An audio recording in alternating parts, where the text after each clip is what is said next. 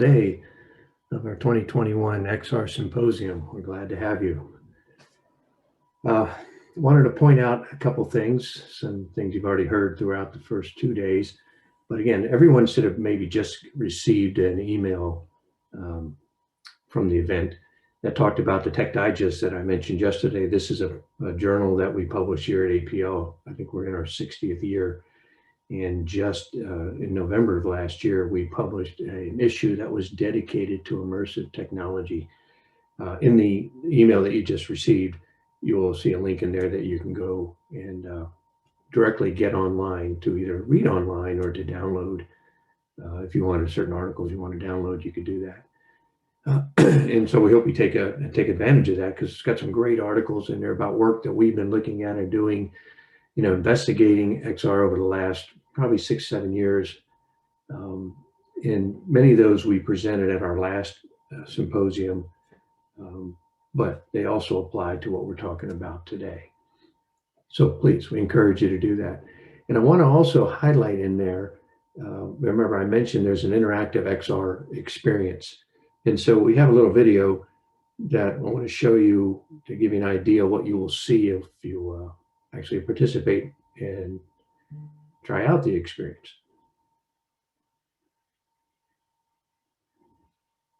So inside the digest, there's a cover sheet, and online you'll see one too that explains how to operate this experience with your device, whether it's iOS, an Android device. It could actually be a tablet. And so what happens here is when you focus on the image, the tech image, it'll bring up the application. And there's an opportunity there to go through a couple of about 5 different experiences that we threw together that are related to 5 of the articles inside the issue. And we thought it would be a nice touch to actually, not just for the digest to give you something that you can read, but maybe interact a little bit with and start showing what's possible to do with these technologies. And not just that is what we've always been talking about, as far as we want to stimulate people's thoughts. We want to have you try and think about what it is that you can do with this technology, either in your daily work or in the work that you do for others. So moving on to the agenda for today, there was also an announcement that went out that said, hey, we have a change on today's agenda. So hopefully everybody got that. We're going to go about a half hour longer than we had planned, but we have a topic that we're added into this that we think will be something that's welcomed by many people that's joining us. And that's really the one that's at 3:15 to talk about how do you get from a 3D CAD models into a game engine pipeline. But the other topics are all of great interest too. And in fact, they're a little different today than what we were doing in the past, where we were talking about specific projects. If you look at it, when you see our first talks just on ethics, right? Ethics and what that means to this domain, to this technology. And then we have someone going to speak on us about, especially in today's world and worrying about all the diseases and stuff. There's a lot of concern that people have with, well, what about sharing these devices? How do you help, protect that environment?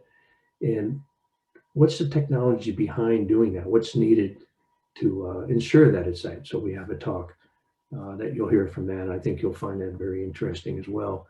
And finally, we'll wrap up with the Virtual Worlds Forum that I've been talking about all these days. Again, Mr. John Grant is a director, the Technology Innovation Manager, actually, of the Academy for Defense Intelligence.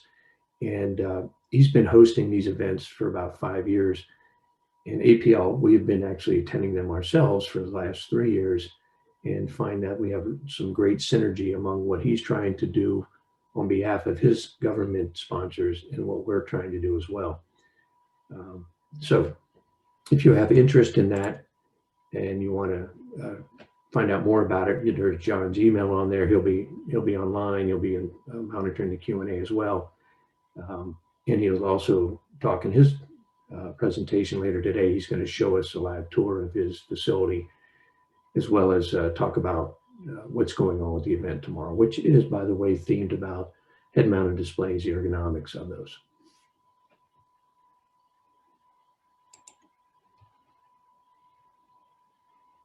Okay, So again, we want to thank you for joining us for the past 3 days. We really look forward to hearing from you even after this event to see, what are you doing with immersive technologies, and is there things that we can do together possibly? So with that, in the meantime, we're now going to take another short break, and then Ari will be back to introduce our first presentation at 2:15. Thank you very much.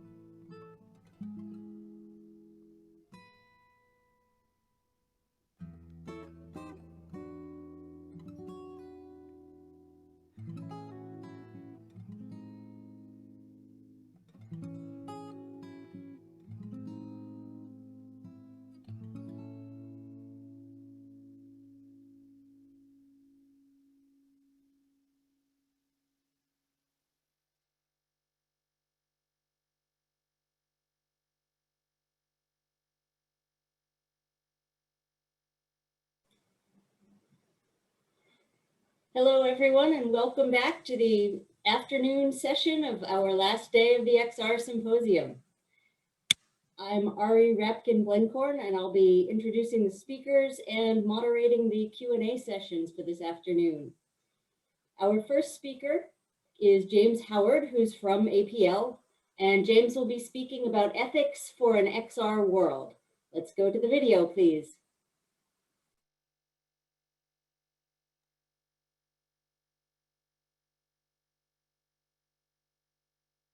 Hello, I'm James Howard, and I'm here to talk about ethics for an XR world. This is a coronavirus edition of this talk for the XR Symposium 2021, but as you can see, I'm recording this during the holidays. So I hope you all have a happy new year and a better 2021 than we all had 2020. When we talk about ethics in XR, we first want to kind of ground this discussion in ethics of computing. Now, ethics in computing is not a new problem by any stretch of the imagination, and it goes back to the very beginning. We've seen issues of ethics surrounding first artificial intelligence. What does it mean to have a computer make decisions? Should a computer's decisions be checked by a human when they're being made? And what does it mean when we have an artificial intelligence that can think for itself? And what do the ethics apply? And what do ethics apply then? So we've already had many of these discussions when it comes to artificial intelligence, and with predictive analytics too.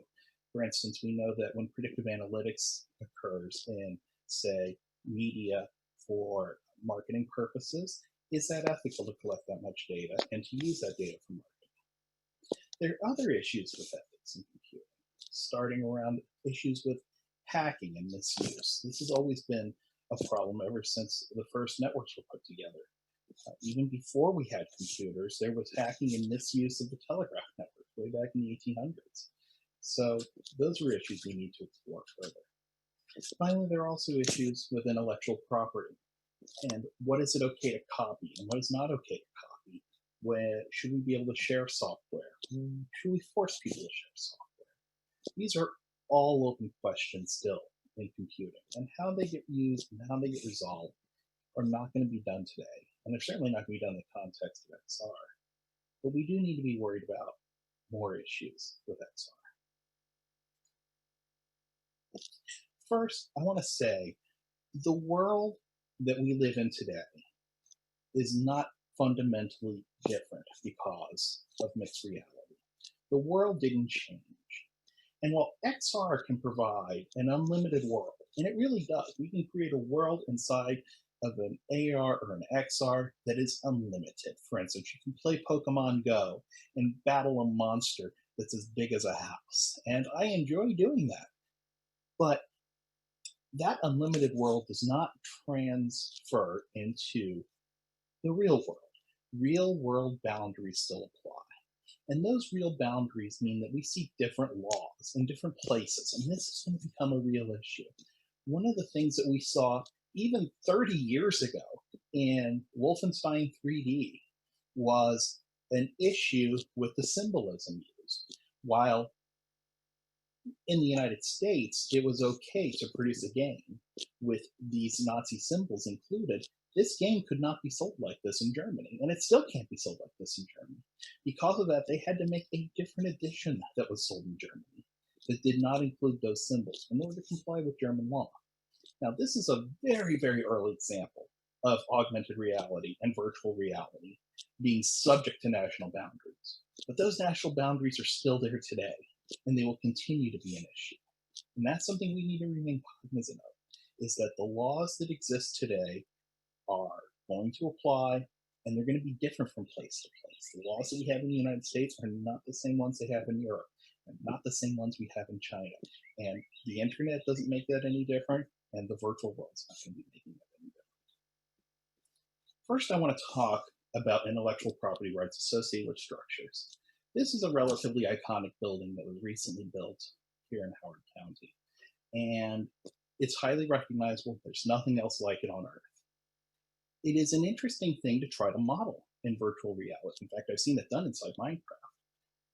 But who has the rights to do that? Can anyone model any facility? What about the rights of the owners? Do the owners hold those rights? Do the architects hold those rights? How does this relate to photography rights? Now, in the case of a building like this, those rights may be owned by the owners, or they may be owned by the designers. We don't know a priori what that case is, because those rights are transferable. But there are rights associated with those structures. And when we try to create models of structures like this, or anything else, the Empire State Building, or for instance, the Willis Tower in Chicago, or other private buildings, these become an issue. This is probably less of an issue when it comes to public buildings. For instance, the Washington Monument, or the White House, or the Capitol. Buildings that are owned by the public, they should probably end up being treated a little bit more like we see other public rights treated. But private rights are going to be a big deal.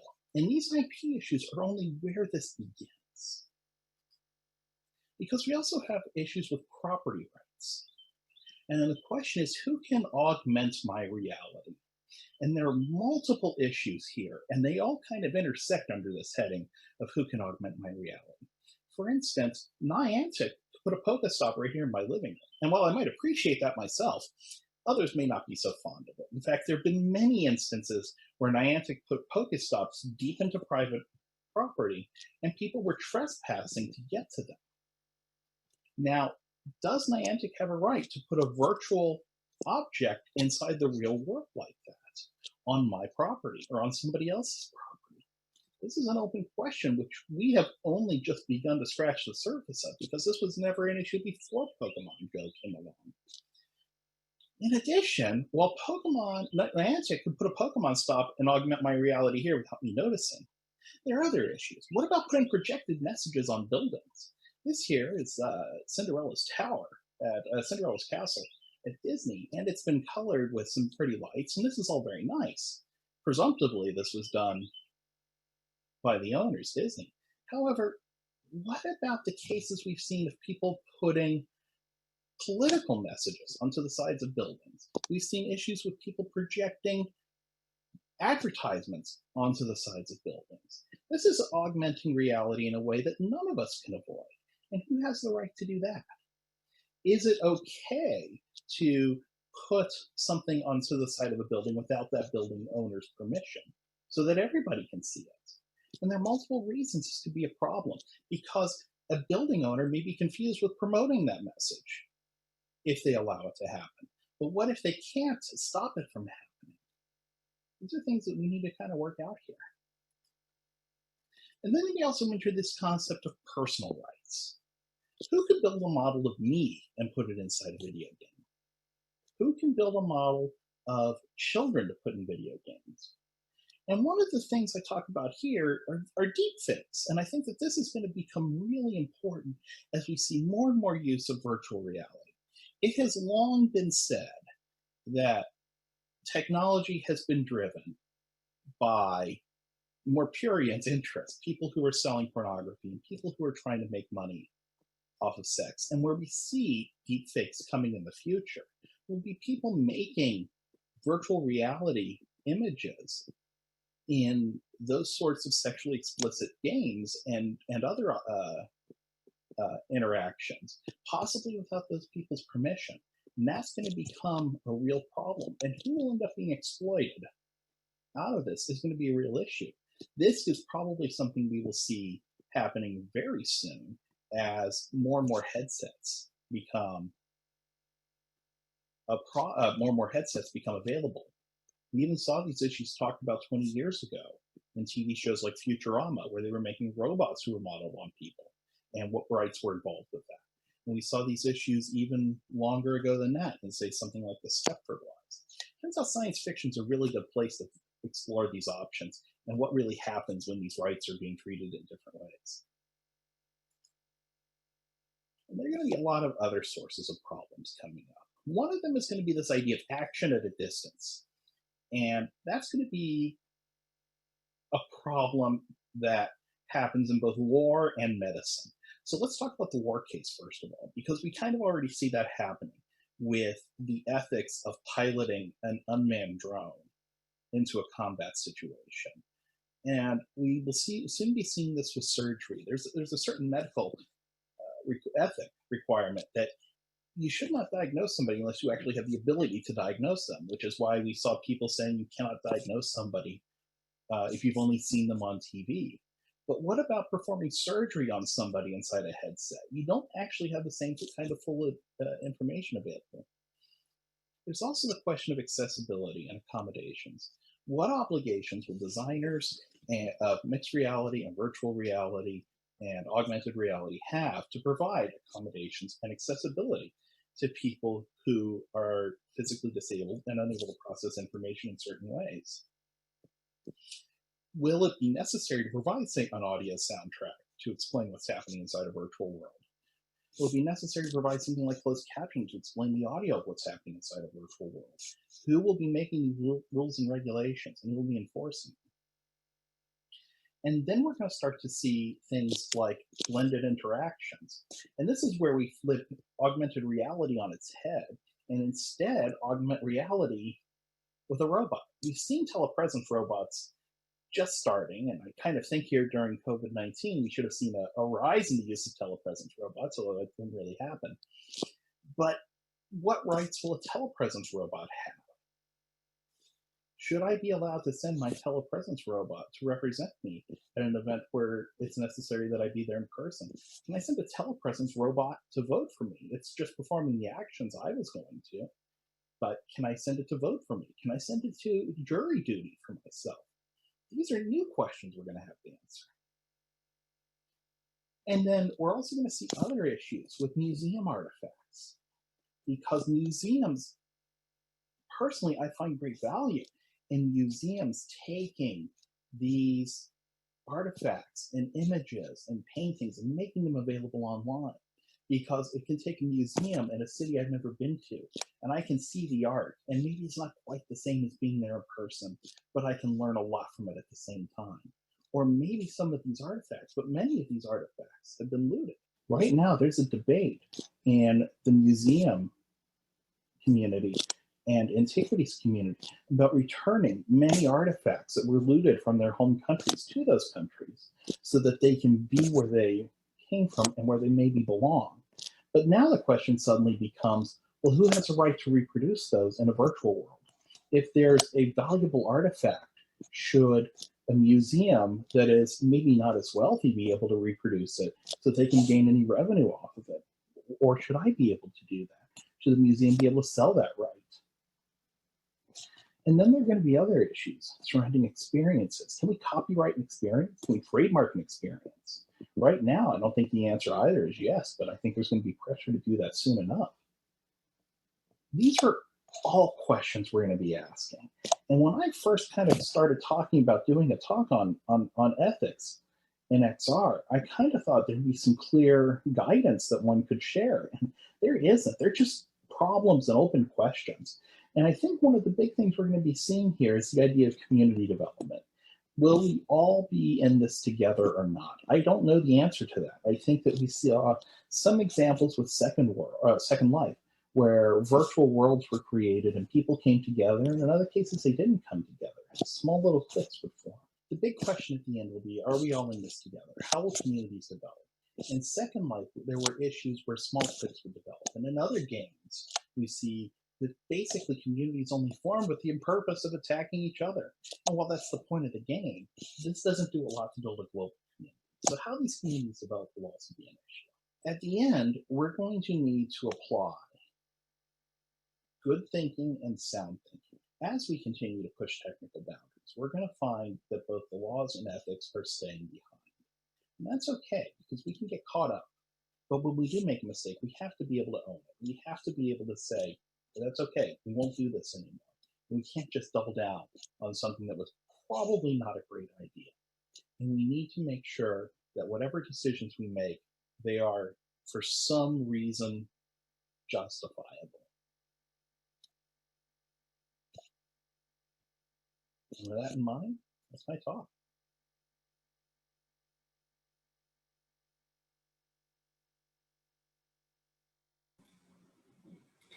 All right, thank you. Let's go to the Q&A, and we invite the attendees to enter questions for James in the Q&A window, which you can access at the bottom of your Zoom control.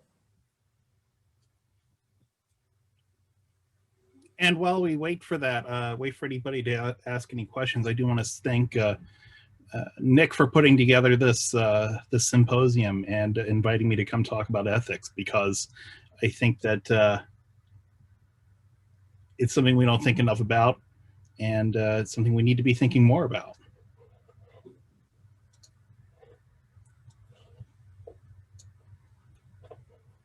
We have someone commenting in chat that for those thinking through some of these ethical problems, I highly recommend the play The Nether by Haley, and giving a link to Amazon. Are you familiar with that play, James? Nope, but hey, there's always time for something new, right? I mean, if you want to, you can have a lot of fun just watching old episodes of Star Trek and watching the holodeck episodes, because those are always great ethical dilemmas. You know, one of the things that I think is really interesting is going to be the fact that there are just no answers for many of these questions yet. And I didn't expect that. Kind of when I started, you know, pulling this stuff together, I thought, well, this will be easy. And for instance, my wife runs the Chrysalis, which I talked about in there, and said, so if I want to model this, how do I get, she's like, we give permission to everybody. That's not the question I'm asking. How does that work? I mean, she's a lawyer, so she had to stop and figure that out. So there's a question I have from Phil Lindbergh saying, thoughts on how copyright and patent law, both domestic and international, might play out for XR. And I think that's a great question, because when it comes to copyright, at least, you know, we pretty much have an international regime under the Berne Convention. And, you know, once something is copyrighted, it generally follows the same rules everywhere. Now, patent's not the same. And in fact, if you have a copyright in the United States, that copyright is good everywhere. If you have a patent in the United States, that patent is not good everywhere. It's not the same as having a patent in China and Europe and all these things. So I think that, you know, I'm less concerned actually about patent law, because I think that people are going to invent new devices and new ways to connect and new ways to hook it up to your brain and do controllers and all that other stuff. And that's fine. I think that's just going to follow the normal path. Copyright's going to get weird because, like I said, somebody's going to try to copyright an experience, and that's where things are going to go right off the rails. So I don't know. I think that these will be big problems that last, that no one's really ready for yet. And I think there's going to be, you know, as bad as copyright is, I'm very concerned about, you know, how people end up using this technology, you know, specifically for exploitation. I only just lightly touched on this subject, but I think we could talk about, you know, exploiting children and others who are not willing participants in these environments, you know, ad nauseum. We have a second question. From Nicholas Bezer, and I hope I'm pronouncing your name correctly. You raised interesting questions about the use of real-world images in VR. If I use someone's images without paying for the images, it is clearly not legal. If I take a picture of a public building, can I publish that picture without worry? Do we have the same rules for VR, or is it restricted?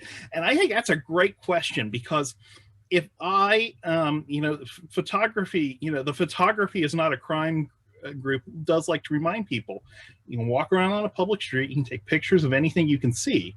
You know, there are very clear rules that we have as a society about this, and at least in the United States, where if it's public, it's public. It's basically the, I'm not an attorney. This is not legal advice. I should probably say that.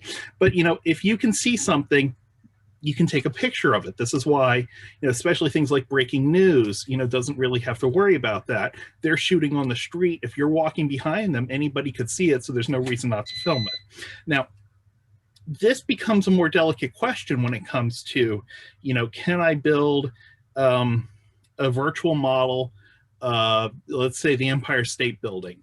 I think that that's an opportunity to start to invade some of these issues. Now, the Empire State Building is made more difficult because the building was built in, 27? Somebody might want to fix that for me. But I think that, if we have something that's more modern, I used the Green Building, the Chrysalis is a good example of this, because it was architected by a Frenchman working in Germany, engineered by the British, and then built by Whiting Turner right here in Maryland, and so everyone has got a piece of this puzzle. And when it comes to this, what my wife said to me is, well, no, we own all the rights. We made sure of that, so all the rights are ours now. We can do whatever we want with them. I go, well, that just tells me if somebody wasn't as forward thinking as you are on this, that there's going to be bigger issues, because designers have rights, artists have rights, builders tend not to have rights. So first thing you need to do when you have this question of you want to walk up and model something that's, you think is public, is call up the owner and ask them. I mean, what do you guys think here? Is there a policy for this? How do you guys want to deal with this? I think that's a good way to start.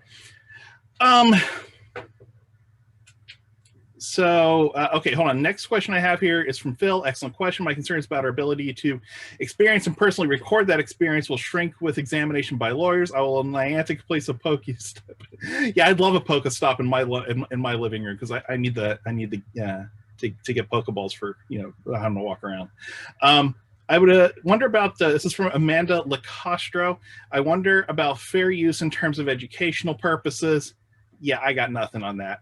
I think that if we treat building design like a copyright issue, things like fair use will come over as normal.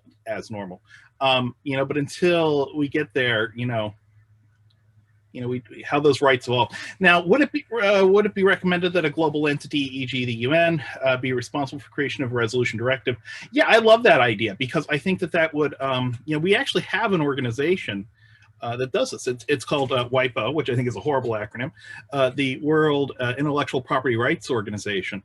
And they, provide kind of a framework governance for copyright and patent law around the world, and trademark law around the world. And they've done a lot of the work with, domain disputes, because, I'm not necessarily entitled to have, Coca-Cola.net, but I can have Coca-Cola-sucks.net, of course, and finding those boundary points and defining them. A lot of that came out of WIPO, and I think that, while I don't necessarily agree with all the things they did, it's still better to have rules than to have, I'd rather have rules I don't always agree with than no rules at all. Because, I think one of the things that defines, one of the things that business needs to move forward is not even a level playing field, but a clear playing field. So they can go, okay, we know what the rules are now, we can play by them. Even if they're rigged against us, we at least know what they are.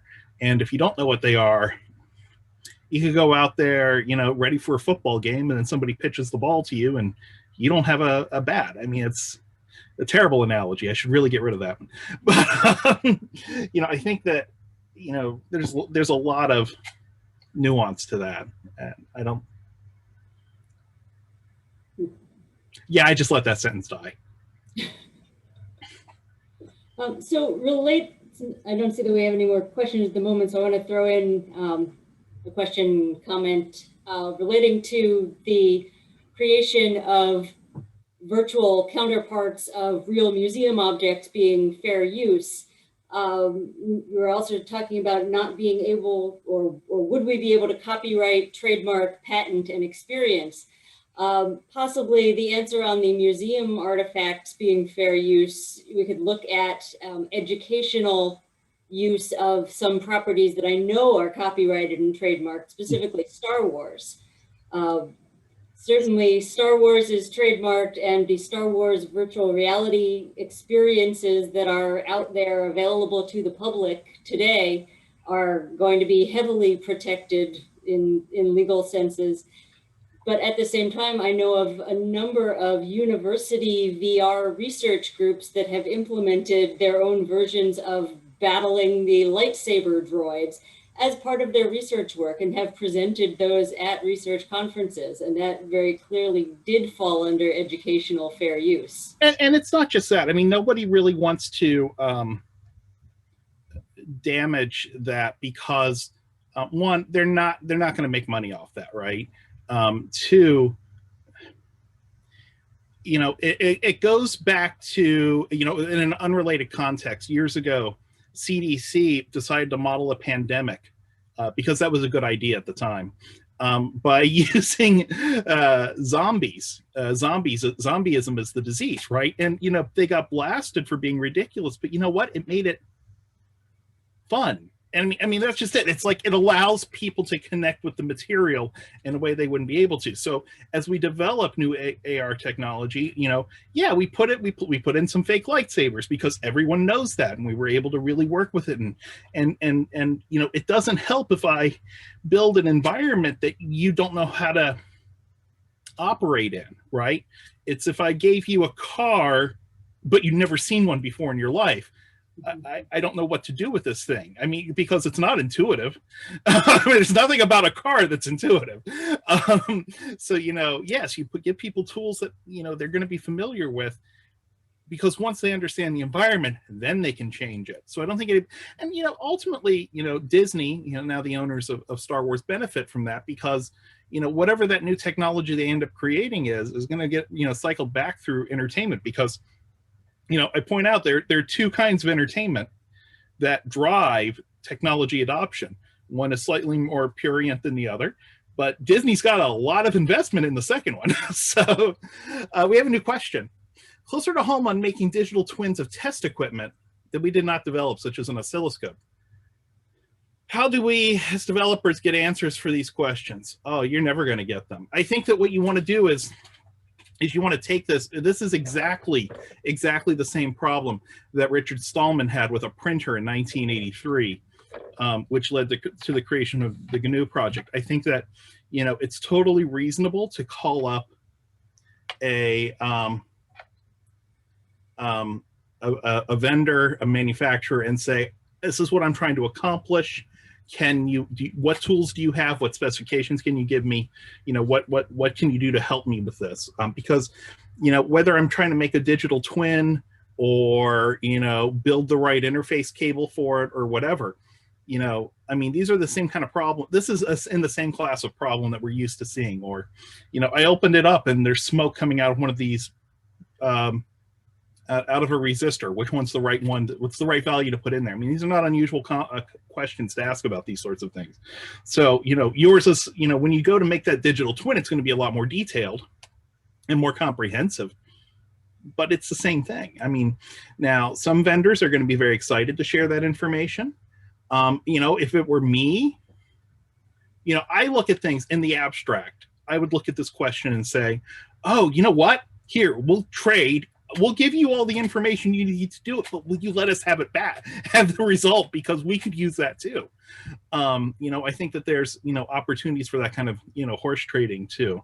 You know, certainly nerds are well known for horse trading, that sort of thing, and the free software community and similar things have made those sorts of resources available for a long time. So I think there's a lot of promise there, but there's going to be legwork that gets you there. Okay, I think this is going to be a last question we have time for. What of a VR representation of a shoot down of? Can you clarify that question for me, Ken? So the question that's asked is, what of a VR representation of the shoot down of MH17, the Malaysian airliner shot down over Ukraine? So I'm trying to understand what is the question that's actually being asked. I'm still, he says Russia may have a different view, and I'm still lost on the question.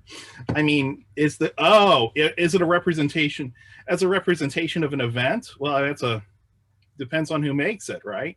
If it's made by the State Department, then it's a then it's a diplomatic issue. If it's made by, me sitting at home in my basement, which, is what, stands in for my office these days, that's between me and them, and they just blocked my passport and never let me come visit. So I don't see that as a great loss. Russia needs to get a little more civilized. All right, I think we need to wrap up so we can move on to our next talk. Thank you very much, James, and everyone who has contributed questions to this very lively discussion. The chat and question and answer will remain up through the rest of the afternoon session, and we're actually going to keep it open a little bit after the end of the day. So this discussion is welcome to continue. And I'm going to pop off. Anybody feel free to email me if you have any questions, comments, concerns, want to get coffee virtually, whatever. All right, so that brings us to our next talk. The next speaker is Amy Hedrick, who's from Cleanbox Technology, and Amy will be talking about the technology behind effective UVC surface decontamination, which is a particularly hot topic in the world right now. So let's go to Amy's video. Hi, I'm Amy Hedrick, the CEO and co-founder of Cleanbox Technology.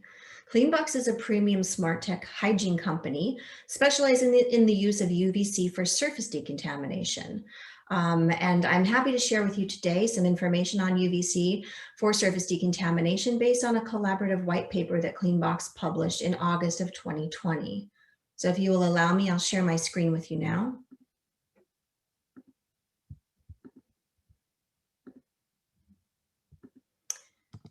So as I stated, Cleanbox is a premium UVC hygiene company. I'd like to share a little bit about that because, of course, I want to share the expertise that we bring to the discussion. We use UVC in an LED, and all of our proprietary engineering is based on UVC LED. We have a grid of lights, and I will explain why later. But our specialty is, of course, using best practices of UVC light for optimal surface decontamination in the shortest amount of time. What I'm discussing today is a white paper published in August of 2020 titled UVC, Defining the Facts and Debunking the Myths. As I mentioned, it was a collaborative effort. Some of the contributors include Hoag Memorial Hospital in Newport Beach, California, Dr. Matthew Hardwick, who's the CEO and president of Resinova Laboratories. Resinova Laboratories specializes in viral and bacterial testing, and they're located outside of Maryland. Dr. Robert Lewis, who's the head of neurosurgery at Hoag Memorial Hospital.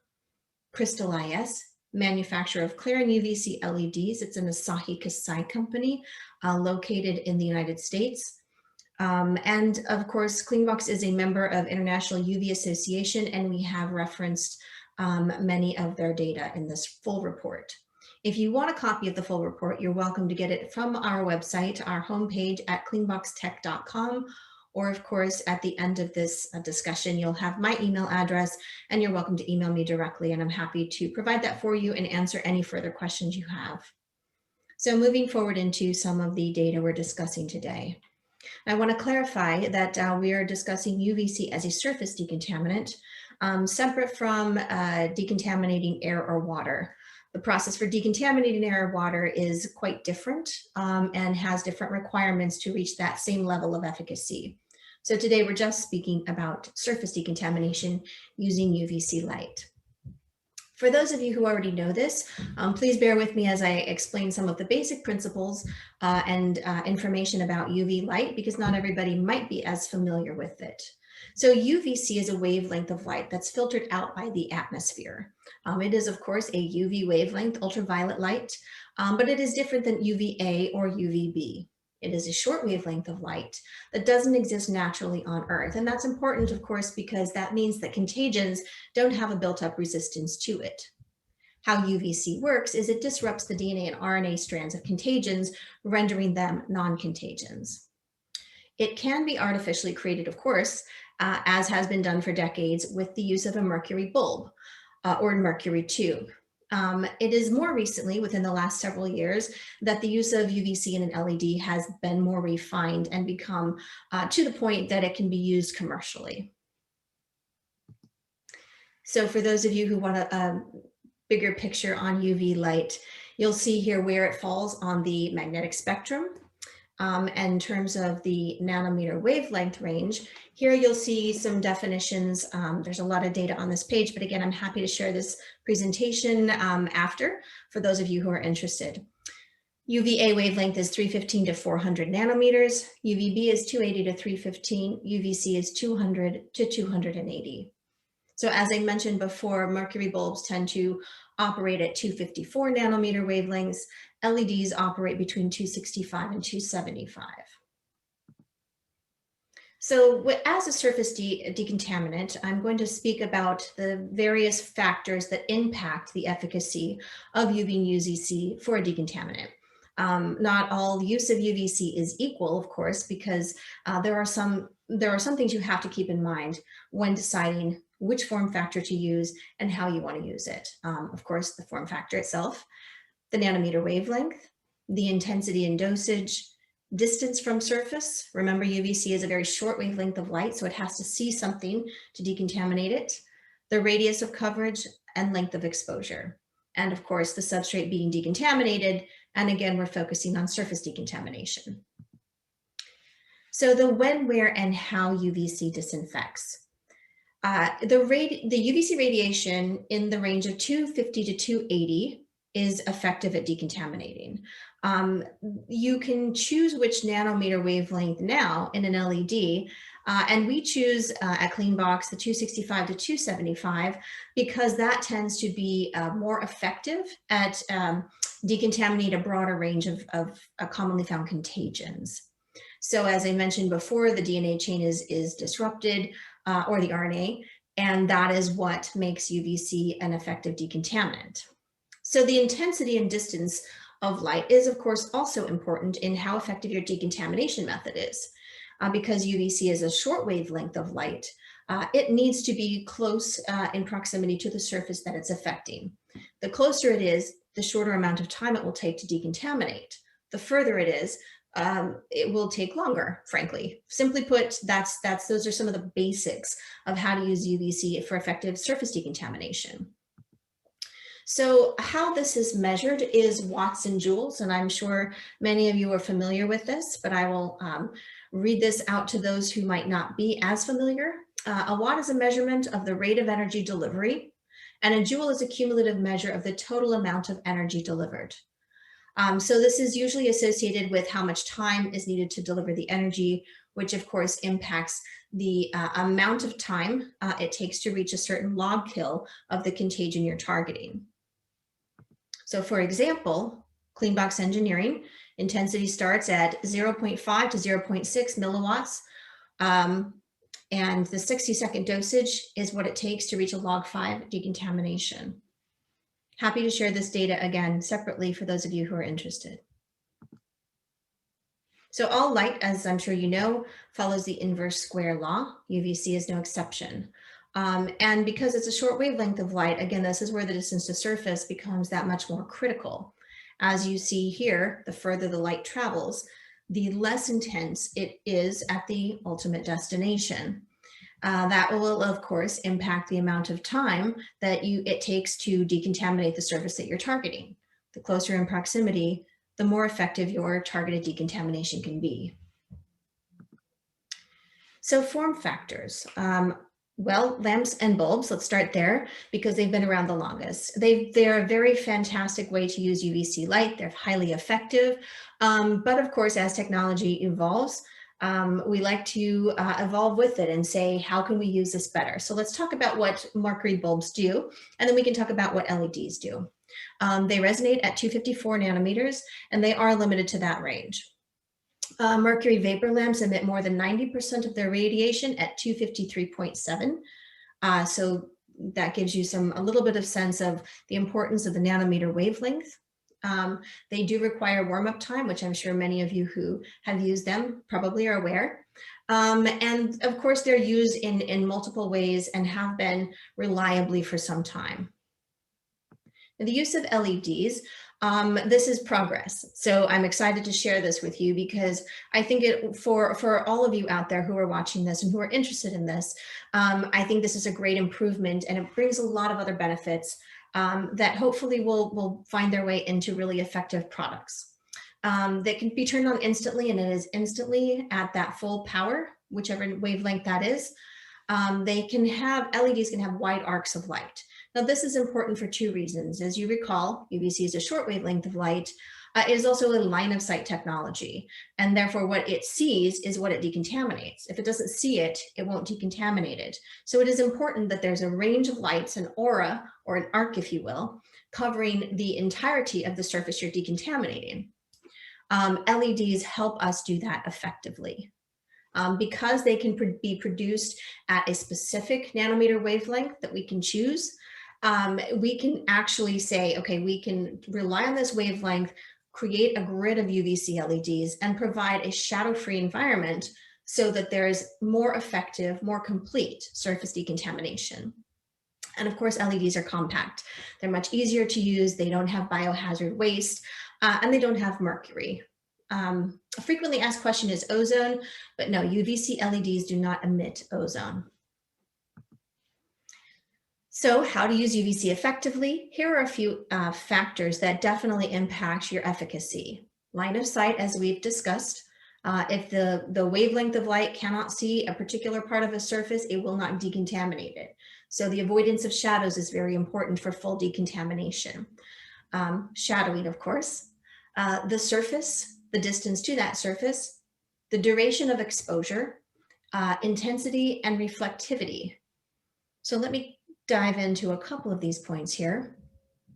Well, actually, let me come back here briefly because I guess we're going to move on to something else, but shadowing. I will discuss how shadowing impacts, if you have a flat surface, it's much easier to decontaminate than a non-flat surface or a soft material surface or a surface with hills and valleys and different types of grooves. Those create problematic scenarios for a typical use of decontaminants of any kind. When you're using a UVC LED, you can, as I mentioned, create grids of it. As you recall, there could be a 90-degree arc that each LED can provide. So you would be able to create a grid of lights that effectively impacts even those hidden grooves and valleys, nooks and crannies, and different types of materials. There are a lot of questions about shadows in terms of what causes one.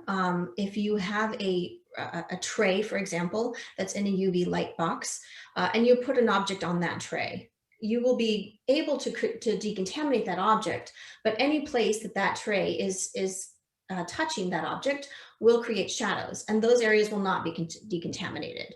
One material that we use, because it is actually one of the few materials that UVC light can penetrate, is that of quartz. So for example, if you have your lights above and below a quartz plate, as we do on our OmniClean, that will be able to penetrate the quartz and effectively still decontaminate without shadows. Now the duration, that is dependent, of course, on the number of form factors that we just discussed. Are you using a bulb? What is the nanometer wavelength? How far away are you from the surface? And that will determine how effective you can be in what amount of time. So our products, we all make them to be effective in 1 minute or less. We want to reach log 5 kil in 1 minute or less. So for that, all of our LED grids are targeted for a specific distance from the surface. Reflectivity is also a component that can be misunderstood. Not all reflective materials are equal in terms of being used with UVC. So for example, if you want to bounce the light around in a unit so that it can be more effective and reach more areas, not every material will do that. If you're interested in learning more about materials that do or do not do that, please reach out to me. So moving forward in how we determine efficacy, I'm sure many of you are quite familiar with this project, but again, for those who are not, basically an assay is done to measure the presence and amount of a substrate. I'm sorry, of a substance. The virus is inoculated into a coupon, such as a stainless steel glass or formica or fabric swatch, and then they're exposed to UVC light. This is how we test all of our products. This is how independent laboratories test them. The same thing for bacteria. The difference there is, of course, counting the colonies or anything that might remain. So it's a slightly different way of measuring it to come to the same conclusions about the efficacy of your particular use of UVC. I won't read this to you, but again, for those of you not familiar with types of assays, this is a little bit more information. So a frequently asked question is the impact of UV light on plastics. Of course, we're quite familiar at this point what the sun does to plastics. It degrades them, colors them, makes them brittle. Is UVC light the same as UVA and B in terms of plastics and lenses and sensitive materials? And the answer is that it really depends on how you use it. If the material's thickness and color, that will impact as well. So if, for example, you have something that's a clear plastic or a white plastic, that could be impacted much more quickly than something that's like a black plastic. The intensity of the UVC, that is really important. Most of the tests that have been done thus far on products are really based on a very significant amount of time.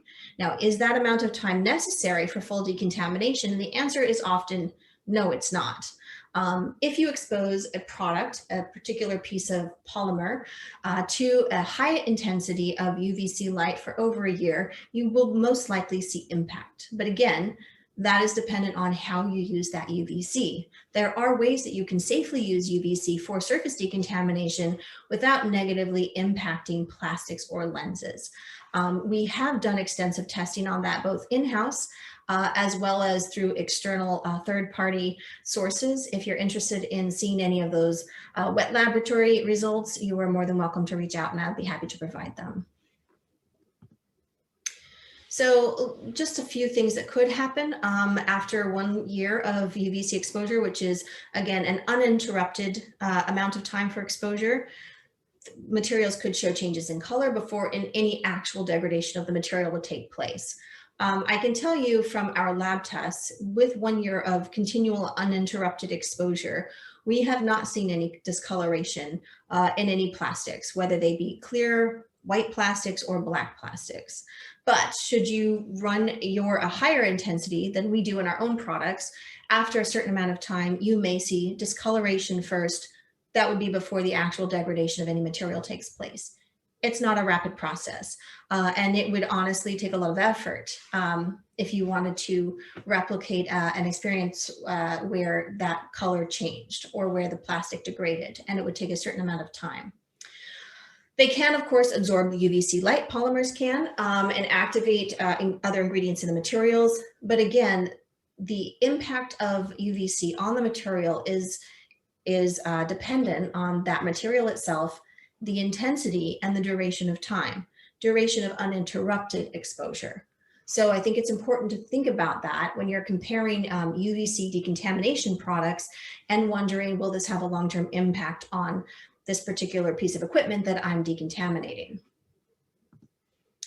So in summary, when using UVC and determining which products that you want to use, think about these things.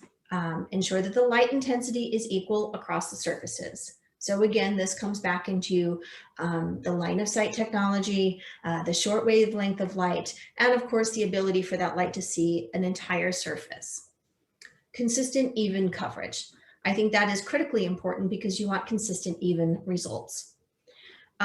Ensuring shadowing is reduced to a minimum or completely eliminated. That is very important if it is important to you to reach a log 5 or greater decontamination. Removing the potential for human error. If, for example, you want to use a handheld UVC product, you will, of course, that human will be as responsible for covering that entire surface and holding it over for the right amount of time and the right distance as a more automated system would. And then, of course, properly engineered products. The engineering is really critical in effective use of UVC light for surface decontamination. So I'm happy to answer any questions now. And of course, if there's something that we don't quite get to, I am more than happy to answer questions going forward. I'm Amy Hedrick, the CEO and co-founder of Cleanbox Technology. My information is here. My email is ahedrick@cleanboxtech.com, and I really appreciate your time today.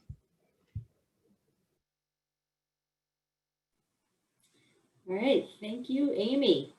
All right, attendees, we have the opportunity to ask Amy questions. Please use the question and answer interface at the bottom of the Zoom window. And Amy's email address is already in the chat if you're interested in receiving a copy of the talk or more information about the topics that were mentioned. Thank you, Ari. Thank you everyone for listening in. I see there's a question in the chat. It says, to repeat it, nice talk. Thank you, Mark. What are the risks of bacteria and viruses developing a resistance to UVC? Has this been observed? And that's a really interesting question. To answer that correctly, there are, of course, people that have been studying this. Is there a risk of buildup of resistance? And the simple answer to that is nothing that has been observed thus far. The reasons for that are probably, again, this is not my area of expertise in terms of building up resistance, and I would defer to someone who specializes in these answers. But thus far, the amount of exposure, the duration of exposure, and the fact that there are changes in types of, viruses, for example, some of that might impact whether or not there is a resistance to UVC. Now, there are some extremophiles that are naturally more resistant to UVC, but that doesn't make them completely resistant to it. So it's a complicated answer. I would say that there's probably ongoing research taking place, but if there should be something that builds up a resistance to it, I think we're a ways out from seeing that.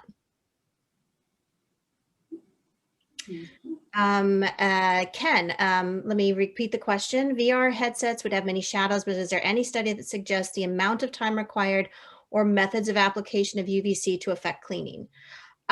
So VR headsets would have many shadows. I mean, I can speak specifically to our product. We have an entire product line that's focused for VR headsets. The cones are designed, it's a cone. So there are 15 lights that are reflective on multiple surfaces. And there is a hook that keeps the headset in the appropriate place. So anything that's sitting on your face or head or near your eyes, nose, and mouth is getting full decontamination. Amounts of cleaning required, I would say that we did about 2 years of research and development in addition to lab testing to optimize our engineering so that we could validate that log 5 kill. So method and time of cleaning, I would say UVC application has been validated from our own internal to anybody who wants to review them. And we do additional new lab tests about once a year to, just because we continue to optimize our products. So if you're interested in that, shoot me an email. Eric Barada says, do you have a sense of what the long-term impact on something like VR headsets material would be? Softer materials? That's a great question. Yes, we do. We actually have tested with 3 of the primary HMD manufacturing testing. We've sent it back to 1 or 2 particular companies, and they've done their own microscopic review of those materials. We have anonymized some of that data in a report. I believe it's also included at the end of the white paper, if you'd like to download that from our website.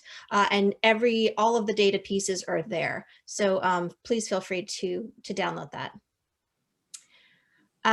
Stefan, can you sanitize active shutter glasses with the Cleanbox? Negative effect on the LCD from the UV lights. There is no interaction with the UVC lights and any sort of lenses at all. So the answer is simply no negative effect. You can sanitize them, yes. At a point that's interesting, I'm not sure I made it very well in the video, but hard surfaces and flat surfaces are, of course, much easier to decontaminate.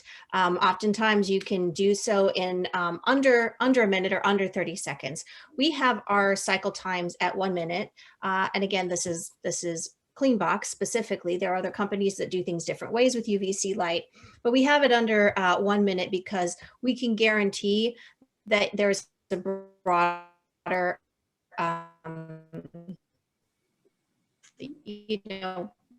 could we do it in less time? Yes.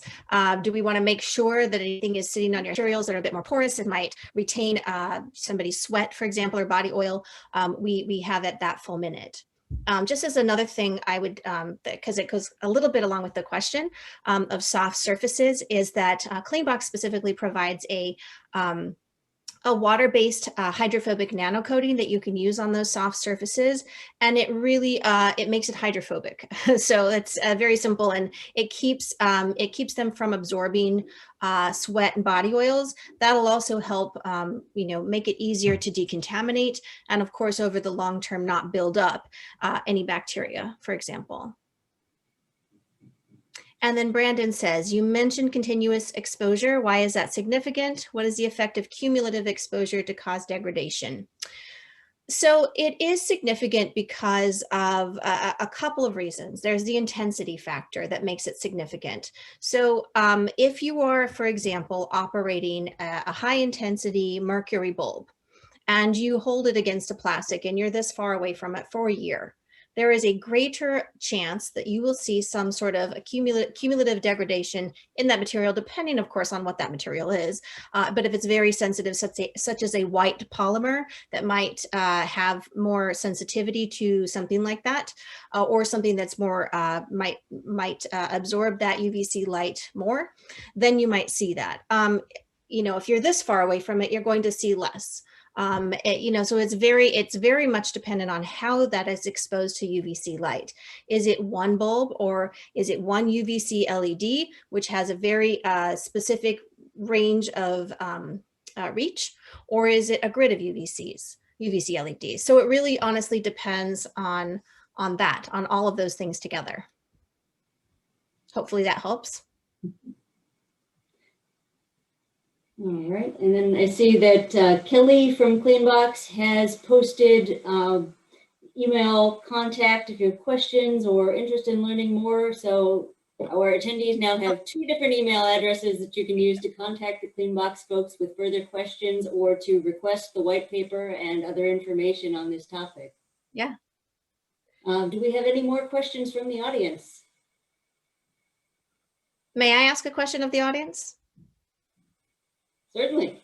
Is there anyone who is currently using UVC for decontaminating very specific products, and hear some of the ways that you have used it yourself?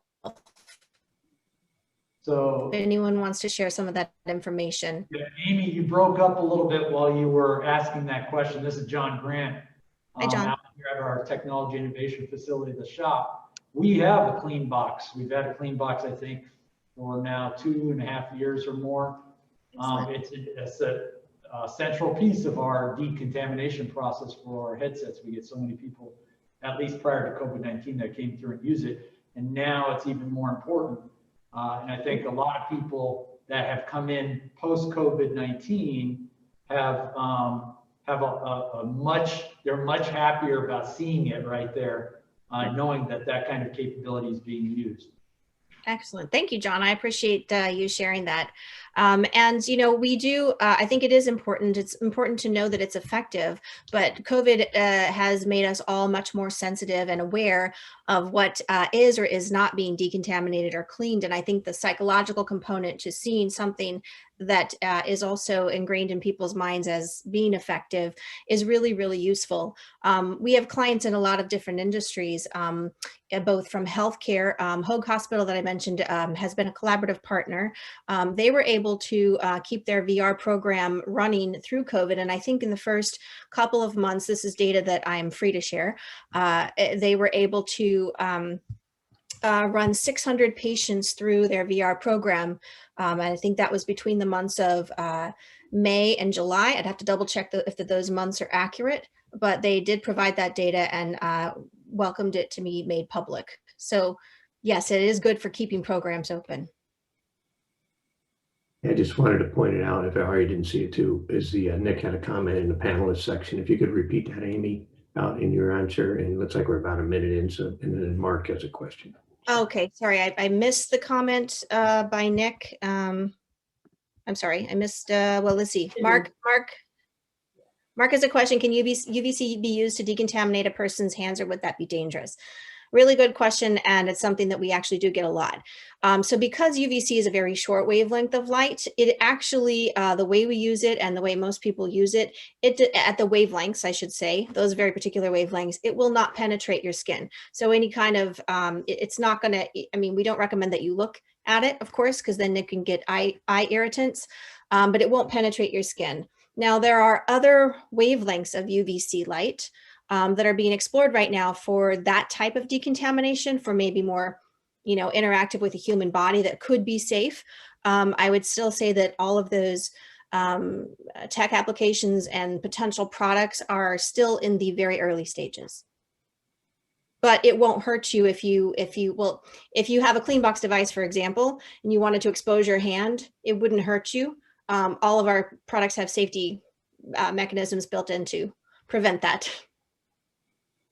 And I'm sorry if I missed another comment. Was there anything else, Ari, that I missed? The other comment was in the chat window, one of our attendees commenting that he uses UVC to clean products bought at the food store. They've set it in the garage as a sort of an airlock. That's great, because, for surface decontamination, and again, there's a variety of uses of UVC. Our goal as a company, and one part of our brand quality control, is to always provide something that could be used in any kind of hospital around the country or around the world, because we're in 38 countries. You can get lower levels of decontamination with less exposure, further away from a surface, but I think everything that is being done, UVC is a really brilliant way to do it when it's important to you to have a really quality end result. So I know we're short on time or close to the end. I appreciate everyone today, and thank you, Ari, and thank you, Nick. Great, thank you for joining us. Pleasure. Folks, you have contact information for Amy and Kelly at Cleanbox if you have further questions or want more information. Now we're going to move on to our next talk for the afternoon, which is my colleague from the APL XR Collaboration Center, Blake Schreurs, talking about the CAD to game engine pipeline. So let's go to Blake's video.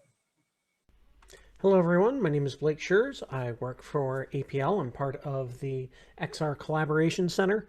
And today I'm going to be talking about taking a CAD model and moving it over to a game engine. This is something that we have to do a lot of as interactive media gets more and more powerful and is the driving force behind VR and AR experiences. Being able to take a CAD model of something that an engineer is working on and put it into an environment so that you can explore it or use it or play around with it can be very valuable. So we're going to be moving in to this process, and so this is kind of a before and after, right? We have our CAD model that's in our CAD design tool, and then what that model might look like in an environment if we are trying to make it very shiny and attractive. There's a whole number of reasons why you would want to do that, whether it's just kind of showing off a tool, or you can also be demonstrating its utility, or also showing a part in a setting that you already have drawn up in your immersive environment, that kind of thing. In this case, we're going to be using just this little enclosure, which was just a CAD model that I had laying around. That would be a good example. So normally a little, like a tiny thumb drive type thing would go in the middle here. There's generally 9 steps to this process. I'm not going to teach you how to go through and do all of these for all of the tools that are out on the market, but rather I want you to be familiar with what the process looks like and what the steps are, so that when you're setting up your own processing pipeline, you make sure that you have these steps. Or if you're buying tools that are supposed to automate some of these steps, which we're starting to see those kinds of tools on the market, you understand what those tools do and what those tools might not do, so that you put in effective quality control measures to make sure that some of these automated tools aren't leading you astray, which can sometimes happen, especially when it comes to scale. So validating the models becomes a very important part of that.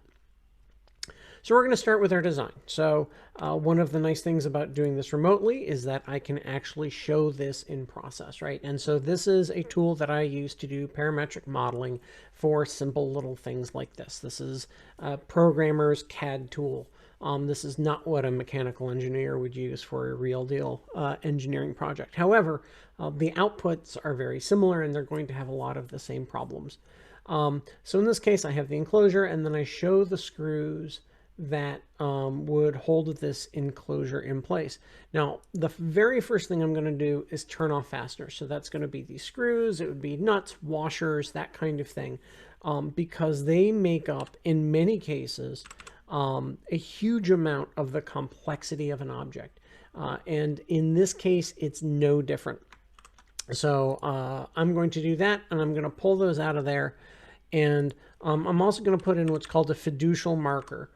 So in this case, this is a cube of a known size. I know exactly how big that cube is, and I'm going to use that later on to match up the size to make sure that everything is scaled properly, because again, that is so very essential and important. So you can see here in our design, we have removed the extraneous geometry. So those fasteners, those screws were, no kidding, 99% of the geometry in this model.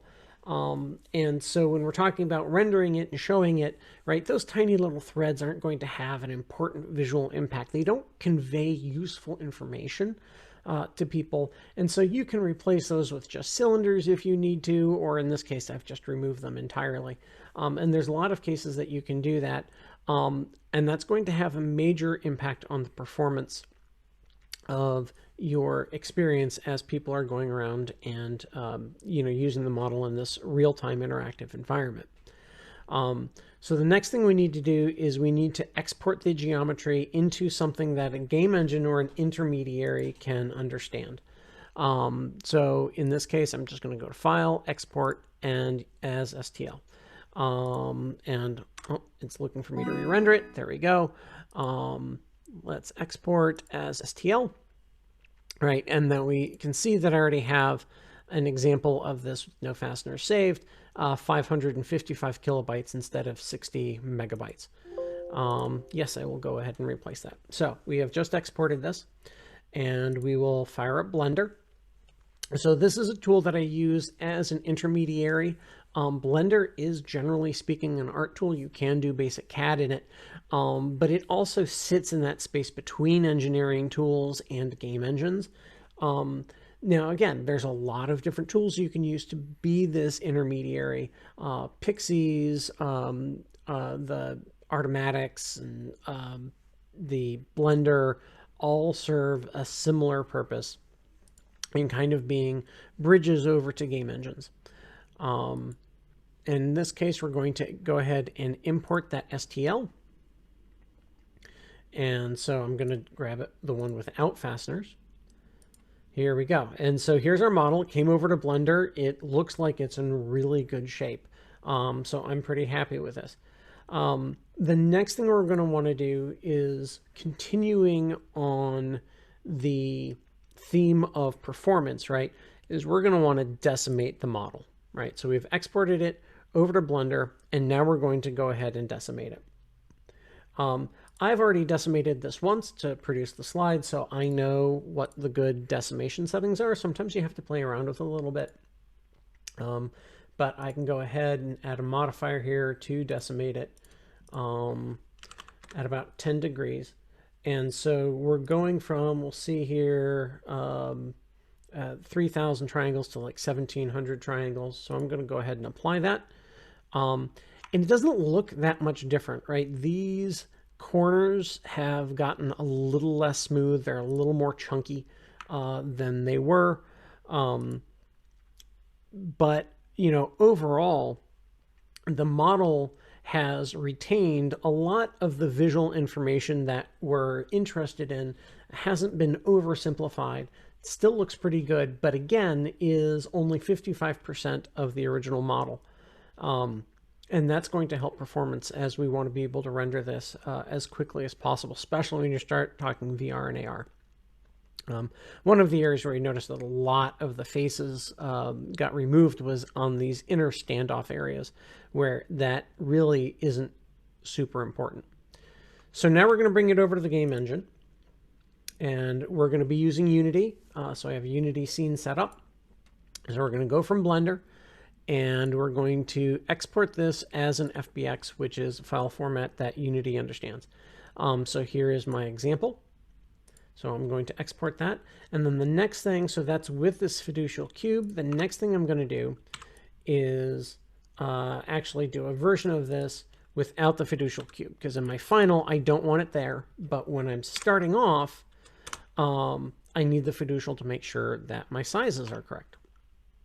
So I'm going to export again as an FBX and with no fiducial, and I'm going to overwrite that. All right. So now we're going to go over to Unity, and I'm going to find my downloads folder. I just use my downloads folder as kind of a temp drive because I always clean it out regularly. So there we go. So we have our models. We've brought them in. Unity has loaded them. Now you'll notice it's sideways here. The two systems don't agree on coordinate spaces out of the box. Again, Unity is smart enough to know that it's from Blender and will properly orient it. But that's one of the things to be on the lookout for, especially if you have symmetrical objects or nearly symmetrical objects. Make sure the orientation is right. So as we bring it in, it's very clear to see that there is a scaling issue, right? Scaling issues happen all the time. You know, some CAD systems work in millimeters, some centimeters, some meters, some work in inches, some work in thousandths of an inch. And so with all of those different CAD systems using different fundamental units, some don't even have units at all, just like the tool that I used. OpenSCAD is a unitless modeling environment. And so with everything, you know, having different units, this kind of thing happens all the time. And even when sometimes you process things through a professional tool like Pixies, you will still get scaling issues. In our case, it's brought it in and it scaled it to 100 times because that's what Unity thought was right. In this case, actually scaling it to 1x was really what we wanted. And so here is our model. So you'll notice a few things about it. One is we have the fiducial marker here on this version, which is what we wanted. Two, we're noticing that some of the sides of this are rendering funky. That's because the materials. The material came from Blender, isn't compatible with the high definition render pipeline. Don't worry, we will solve that. It's a drag and drop fix, so no big deal. But one of the big things we wanted to make sure of is, are we correctly scaled now, right? Because we went from a scale of 100 down to a scale of 1. Is it what we need? Well, in this scene, we have our own fiducial marker of the known set dimension that we wanted at the very beginning. And so now we can drag that over and we can compare sizes and see that, yes, in fact, their height might be a little different, but that's just where they're located. If you line them up using some of the tools built in precisely, there we go. Now that they're precisely aligned, they are exactly the same size.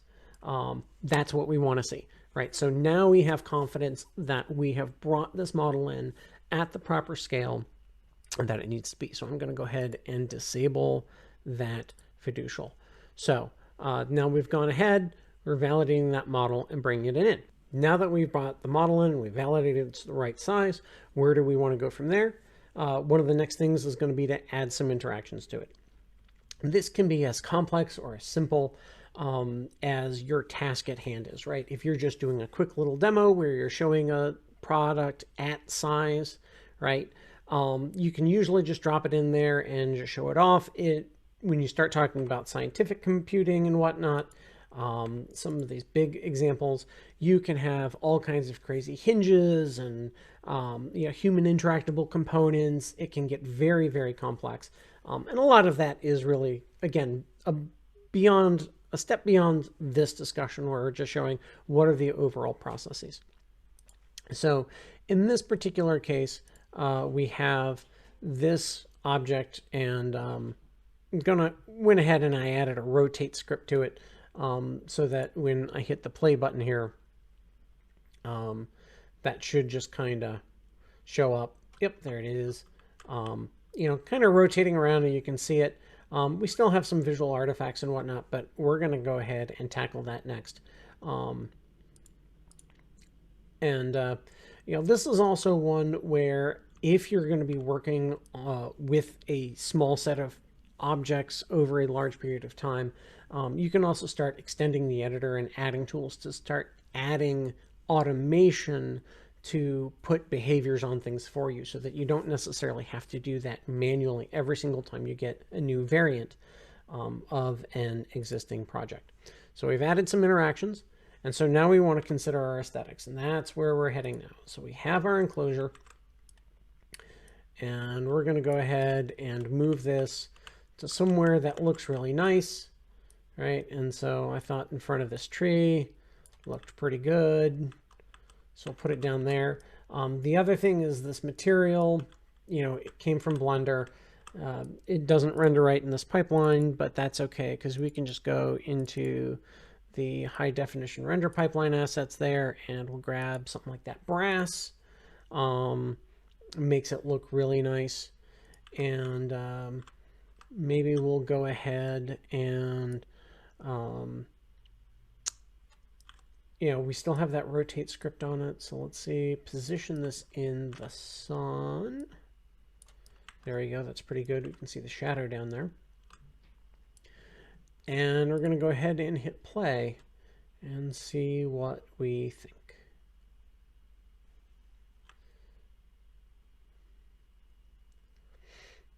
So if you come down, it has this nice little shiny material to it. It looks good, glinting in the sun there. And then you can, take a look at it with the background with like the butterflies and the bamboo and stuff going. So this is a really, fairly straightforward example, right? This only came in with one part and we didn't have to align parts, do that kind of thing. But it still does show all of the steps, right? And, keeping in mind, you have to pay attention to scaling. You have to pay attention to orientation. You need to be, even this early in the process, having some idea of aesthetics and what do you want it to look like, keeping that in mind as you render it. These are all good starting places to show that end-to-end pipeline. So, again, coming back here, the very last thing is to double and triple check your scale. Always go back and check that. Especially when you're doing VR and AR things, if you get your scale wrong and you show it to somebody, they will never unsee that. And especially if it's, an issue where the scale is off only a little bit, they'll think that the whole thing is just a little bit too big or a little bit too small. And it's really going to be a problem. So getting that first impression right and making sure that your scale is accurate, super important. Same with your orientation too, although that's usually a little more obvious. Go back, show the designer, work with them, continue working on the process, find design bugs, and then go back to step one, right? You're all the way back to the beginning, and then you're exporting, decimating, and doing all of that. Now, again, you may find tools that help you with some of these steps, but understanding the process will really help you evaluate what those tools are, so that you can go through this process with confidence and make sure that the CAD model that you have in your interactive experience is what it needs to be. So thank you very much for your time and attention, and I will happily answer any questions you have with the time remaining. Thank you. All right, thank you, Blake. And it looks like we've got quite a bunch of questions coming in already, so I'll let you go ahead. Yeah, it's great. Yeah, and one of the earlier questions I was going to answer live is, what does it mean to decimate? And yes, that's to simplify the geometry in some way. And one of the things you got to worry about when you start decimating is, do you lose important bits of detail? Or if you have like a domed object, right? If you simplify the geometry, do you end up changing the overall extents of that dome because you've removed some of the curvature and now it's not quite as tall as it was? So some of those are interesting and challenging topics. That is one area where we've started to see industry deliver. So there's a couple of tools. Unity bought Pixies. There was a tool that was designed hand in hand, and Unity said, you know what, that's good enough. They just straight up bought them. And so that's a tool that's designed to work well with Unity, has a plugin. There's a question in here about game engines. Unreal Engine also does have Datasmith. And so there are different tools out there. We're seeing more and more competition in this market. There's another tool set called Simply Gone, which was purchased by Microsoft outright, then went away and came back as an Azure service and went away. I think it's back again. I don't know. I haven't worked with it. You know, and I remember saying, you know, in 2019, like the gold medal will go to whoever really gets this right, because being able to simplify your models and remain dimensionally close to the original is very important, especially for a lot of the kinds of things that we do. Do I have specific automation tools I would recommend? It depends on what you're doing. There is no one size fits all where you're just like, oh, wow, this one's affordable and works and does all the things. We haven't found that product yet. We also haven't found that interchange file format yet. You know, I hate to just say, yes, I unabashedly recommend this one product versus another. Does one game engine render hi-fi CAD models better, Unity versus Unreal in this case?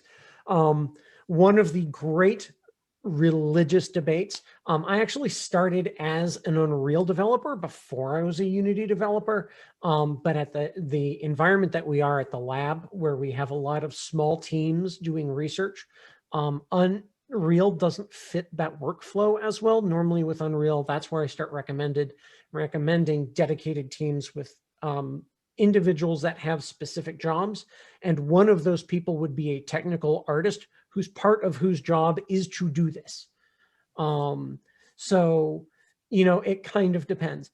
Out of the box, Unreal renders things very, very pretty. Although now with Unity's high definition render pipeline, which is what I was using in the scene that you saw, that was just their new default scene in HDRP that was rendering that, and it made it look pretty good. So you can get good, really, really good graphics in both engines. I wouldn't worry about that so much. I think, you know, really when choosing the tool sets, it's going to be understanding the nature of your work and the composition of the people performing that work. That has got to be your primary driver when you're choosing those tools. So I hope I've answered that. What computer do you need for this demo? Cheap laptop or expensive workstation?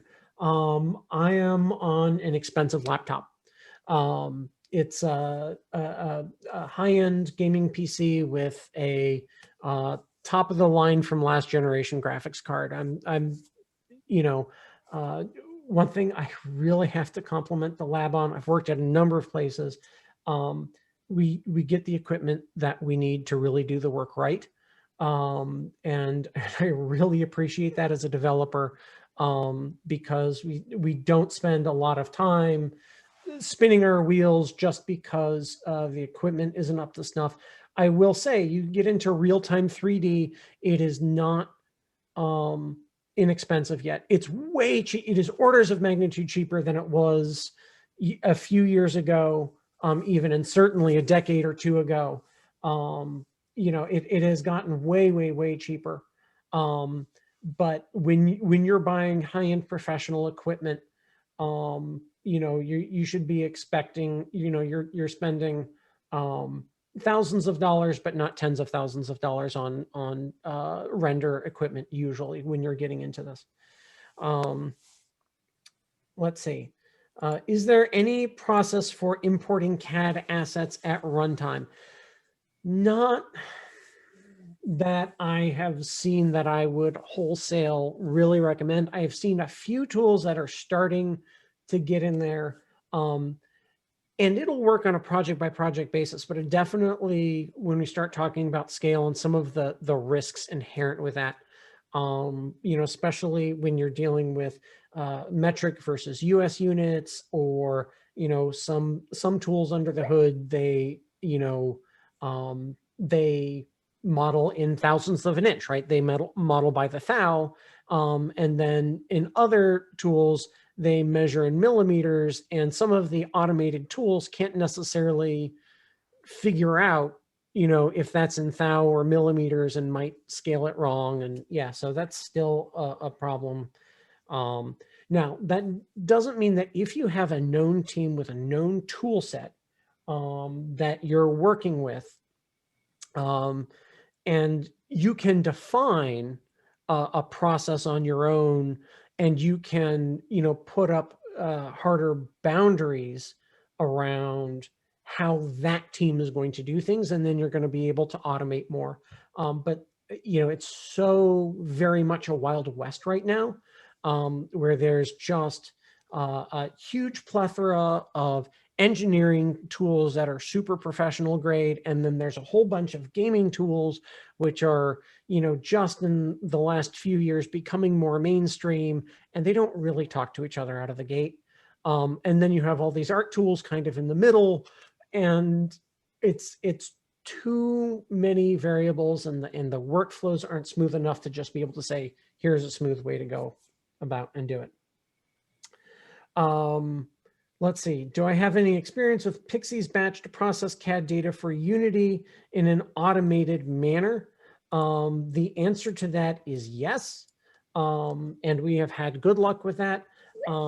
It hasn't been perfect. Again, I will say, we were modeling an environment, and we brought it in, and it looked fine, right? We're doing, our initial test, and we bring it in, and it looked absolutely fine. The issue is that we hadn't brought in our fiducial yet, right? And so we had only brought in the model, and it wasn't in context of anything else. And when I did this video, I loaded that model, and there was already the context of the rest of the world, so that you could tell that that part was way too big. And so if you have an empty scene with nothing there, with no scale reference point, then, it looked fine until we brought in a fiducial cube, and we realized the entire scene was 1,000 times too big. Now that's an easy fix, thankfully, but it's still not perfect. One of the other things is when we start talking about as designed versus as built analysis, and being able to have a 3D scanner scanning the actual physical space as it's being built or after it's built, and then superimposing it. Again, if your scale's off even just a tiny bit, that's going to be a huge deal. And then, how do you get those models through? Also, it's going to depend on the scanner. We're seeing a lot of things that are using older formats like OBJ and that kind of thing, which work. Some newer things are using FBX and GLTF. GLTF isn't as well handled natively in a lot of the game engines yet. It's getting there though. And so that's actually one of the ones I'm kind of crossing my fingers. But I've also seen where like a CAD engine didn't export GLTF yet, And so, you know, we got it through to the game engine and it was all kinds of wacky. And that's because the CAD engine just hadn't matured enough to where that file export was efficient. It took them all night to export it and then correct, which is more important. You know, as these technologies mature, you know, we're going to see a lot more of this kind of stuff that, you know, sooner or later we're going to have a de facto standard, right? You know, in the image editing world, it's Photoshop, right? And it's kind of the one that everybody knows. Maybe not everybody uses, but at least everybody knows. And, you know, that's kind of a go-to standard. Sooner or later, we're going to get there. We're not there yet. So we just have one more minute.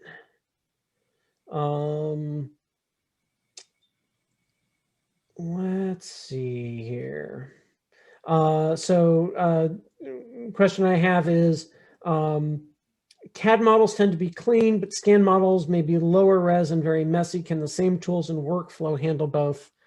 And the answer is it really depends. Yes, generally speaking, if you get a really, really good model, like a photogrammetry model, you may have to decimate it, simplify it using a lot of the same tool chain.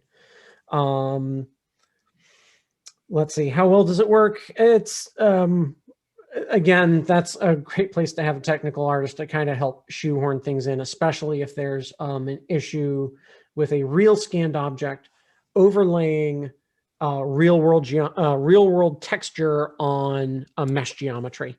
Because if that doesn't work, that can be just a nightmare to try to fix. Oh, one of the other tools that I didn't mention, because somebody asked about rendering, quality of rendering. If you don't need interactive real time, if you just need a nice looking render of a CAD model, there are tools out on the market for things like Keyshot, which that's all they do is you bring in a CAD model and you apply materials to it, and it makes a phenomenally great looking render for things like marketing materials and that kind of thing.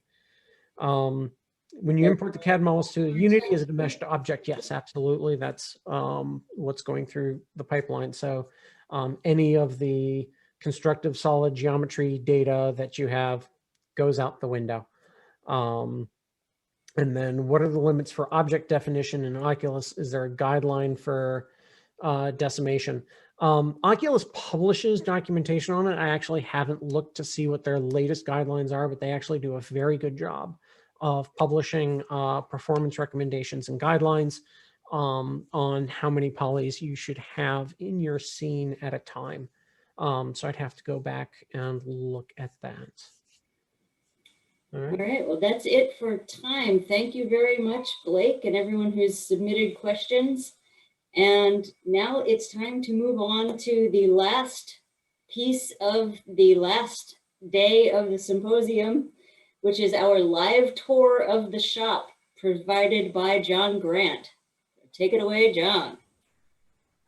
All right, thanks, Ari. Thanks, Nick, for setting everything up and inviting me to participate. So this is me, John Grant. I'm wearing my mask because Brent's inside here. He's our deputy program manager. He'll pop in here in a second. So my name is John Grant. I'm the Technology Innovation Program Manager for the Academy for Defense Intelligence out at the HUMINT Training Joint Center of Excellence at Fort Huachuca, Arizona. If while I'm talking, you guys have, if someone can't hear me or my voice is muffled because of the mask, please let me know, because I will be behind the camera for part of this tour as I walk you around the lab. Let me ask a question before I start the tour. Obviously, you don't have to answer. I just want the question in your mind before we start it.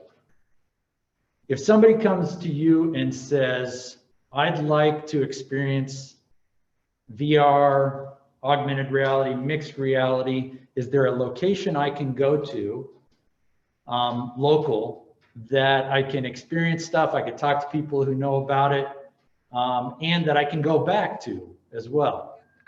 Now, for those of you at the Applied Physics Laboratory out there at Johns Hopkins, they have something.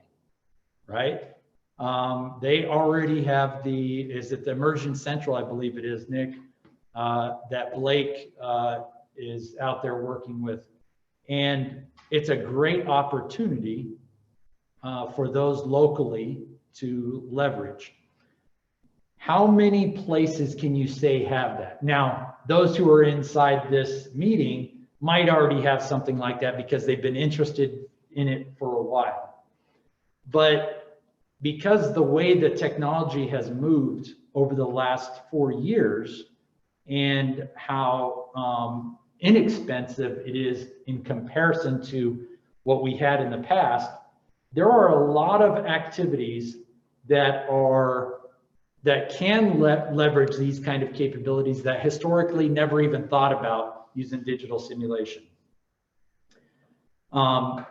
Because of that, where would they even get exposed to the capabilities besides, hey, they were at home, their friend bought a PlayStation VR, they went and visited them during something, and oh, what's this new technology? Oh my gosh, boy, I wonder if I could use it to do this or this.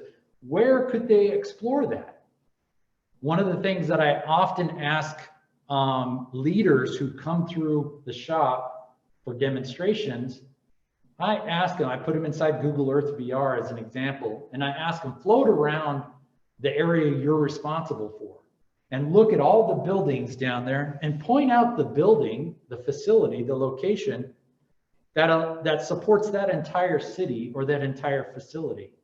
Not just a place that might build product or has something, but what's the place that you can go to that you can point others to say they'll take care and help both the government, the local government there, industry, businesses, as well as academia. Where do you go? Point it out. Which place is it? If it doesn't exist, why? Why? The interest is so massive now. Why doesn't it exist? Right? And so over the last 5 years, I'm going to go ahead and pick up the camera and start moving around a little bit. I'll try to keep you guys from getting motion sick as I become a cinematographer. So this shop is only about 2,000, it's even less than 2,000 square feet of space to use right now. It gives us an opportunity as an open space to explore functionality and then expose that functionality. Brent, can you unpause City Life? So it gives us a place to explore capability and then expose capability to help drive requirements. If I go to a particular training activity and I ask somebody, what is it that you need when it comes to immersive technologies? One, if they've never been exposed to immersive technologies, they don't have a clue. They don't have the answer. They can't tell me what their requirement might be or isn't. So we expose them to those capabilities, allow some brainstorming to happen so that we can find out what might be feasible for them. And then we allow them to use our space as long as the classification requirements okay, and we have the hardware and the software to support their needs. Again, this is only a small space. We don't have any kind of DoD networks in here because we're exploring functionality, but it was we ended up renovating the space, right? There was walls in here. We took everything out, put power, I'll even point up at the ceiling here, put retractable power and internet on the ceilings at various locations so that we could use it for a variety of reasons for different XR extended reality capabilities. We've got driving simulators in here that we use virtual reality with. We have our City Life application that gives us a large scale city simulation that we can drive those driving simulators in virtual reality and walkthrough with like Xbox controllers. That's kind of our museum of different VR, AR, mixed reality capabilities. Back in the back, right now we have a lot of equipment some that we have to turn in because we get a quick turnaround on a lot of equipment. We have new equipment. We have boxes and boxes of HoloLens 2s back there from Microsoft. We push some of those out to some of our participants of the Virtual Worlds Forum, which I'll talk about at the end of this. In the back there, we normally, as of September of 2019, we outgrew this facility when we received our first 3D developer, our content developer. That content developer is part of our concept visualization studio, because we realized for several years that we were just borrowing capability from folks, and we had no ability to make adjustments to kind of test out different interaction and functionality that we knew based on our interaction with the community that we'd like to see and others would like to experience. So in September 2019, we received our first 3D developer, and by March of 2020, we had our 7th 3D developer. So we have a total of 7 3D developers in the concept visualization studio. And since March, they all work from home with government equipment that still allows them to rock and roll and do what they're supposed to do. But we quickly realized that we need more space. We need, 20,000 square feet of space probably is a good fit for what we need to do to support the local community. Back here we've got a variety, wireless HTC Vive Pros, HP Reverb G2. Soon we'll have an Omnicept. We've got Oculus Quest 2s, HoloLens 2s, the old HoloLens 1s, old Quest 1s. Again, we're testing, playing with a variety of capability. On here, we've got what is it called? The Tactalk haptic suit and pieces of it. Still testing that out. What is it going to be able to do for us? What are some of the issues associated with haptics, wearing it, putting stuff on, taking stuff off, cleaning it, all of those kind of things. Earlier, we talked about that, yeah, we have a Cleanbox. We got one of the older Cleanboxes, the original Cleanboxes back in the back. We use that on a regular basis. Let me go ahead and come back around here to the front and put it back up at the front.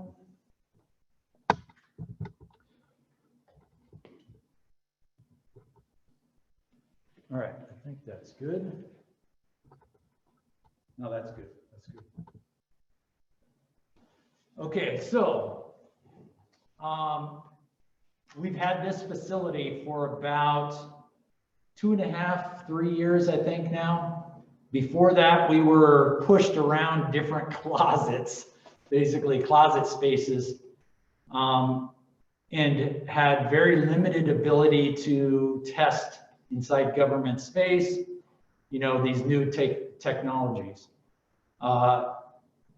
While we were going through this process, we realized not only is this great here, and that there's a lot of usefulness in these capabilities to support what we were doing locally in this environment, but we thought there's, long before this facility existed, that there should be others that are working on or exploring the functionality that we have an interest in throughout the US government. So I started searching in 2015 for partners who were doing similar things or that had labs like this or had some form of labs dealing with immersive technologies.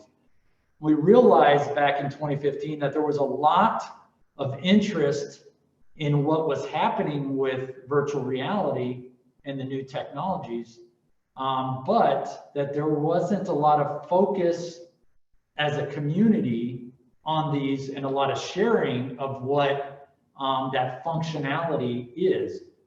One of the things I reference a lot is that in virtual reality, augmented reality, and mixed reality functionality, the functions are just common across the board. I want to use a VR headset to experience a geospatial location and get more familiar with it.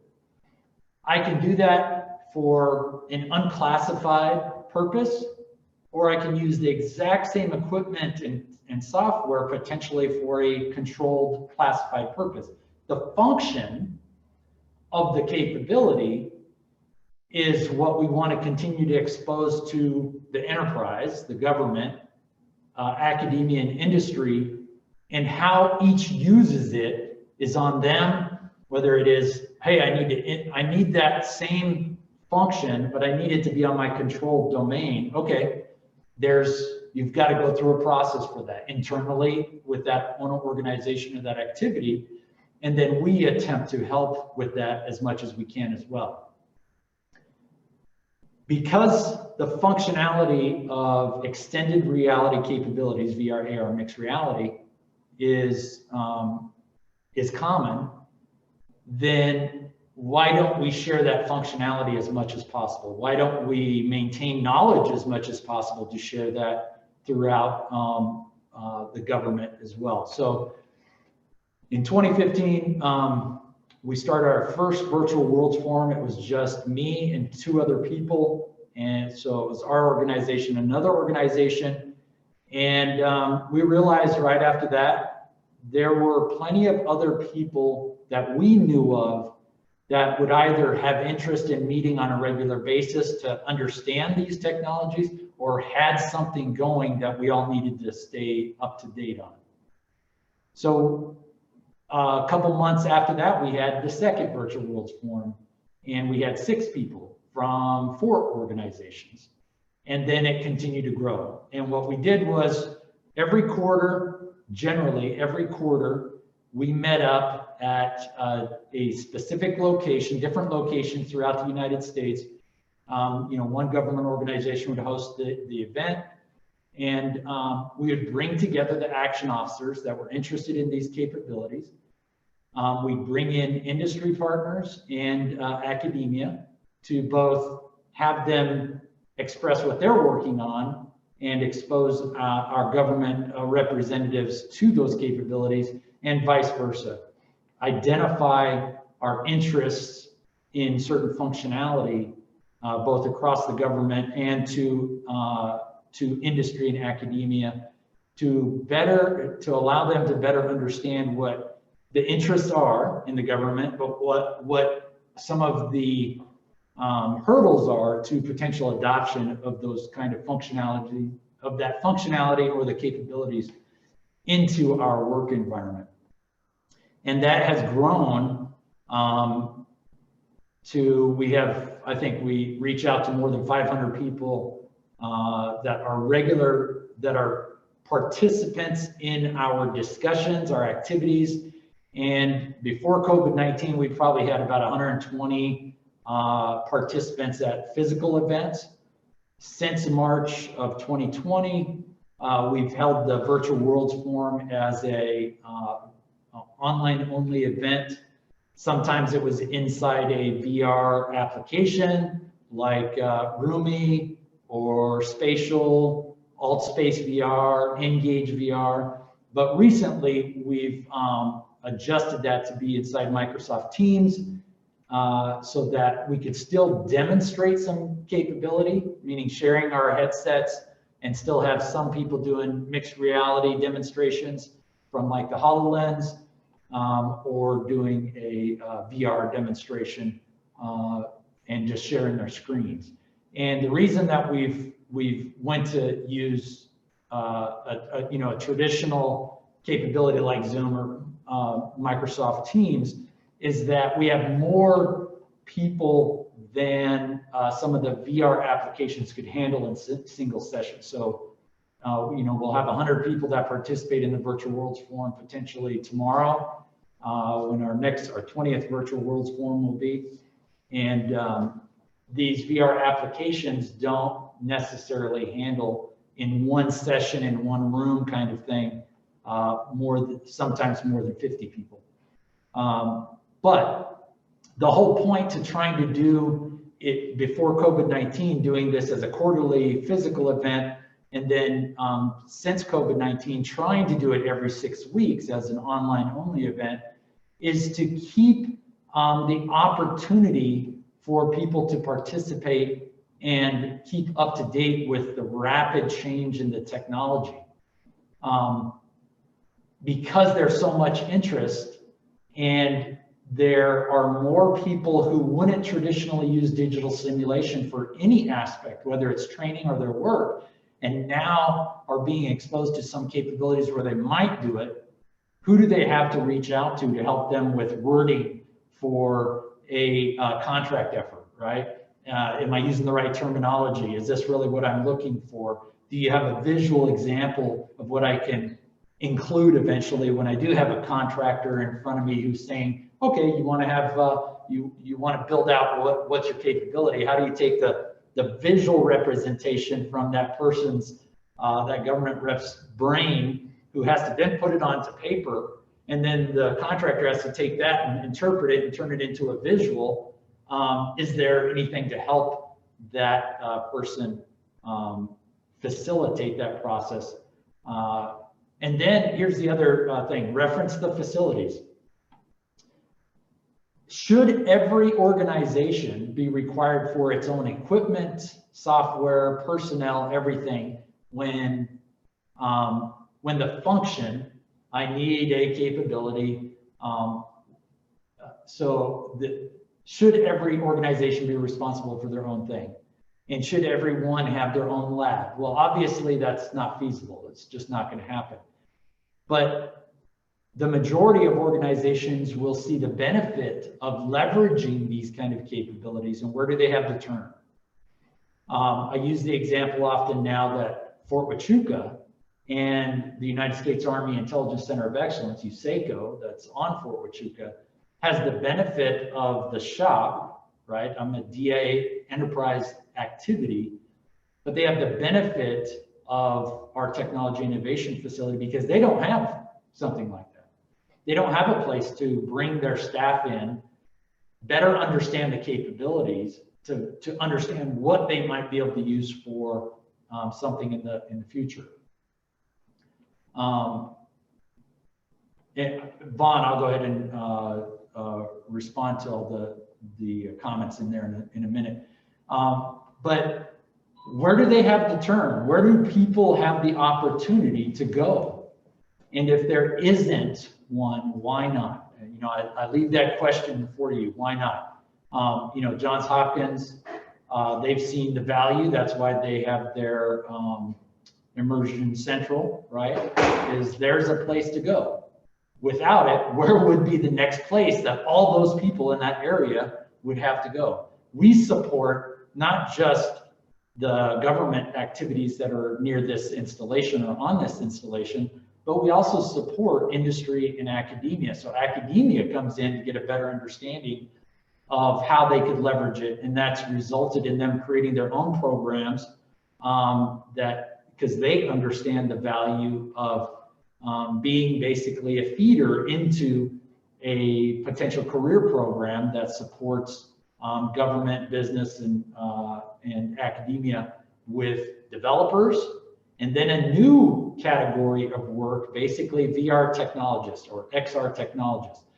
So a VR developer or a content developer isn't the one who generally in a business or an organization is going to be responsible for demonstrating all kinds of different capability by leveraging VR and AR and mixed reality headsets.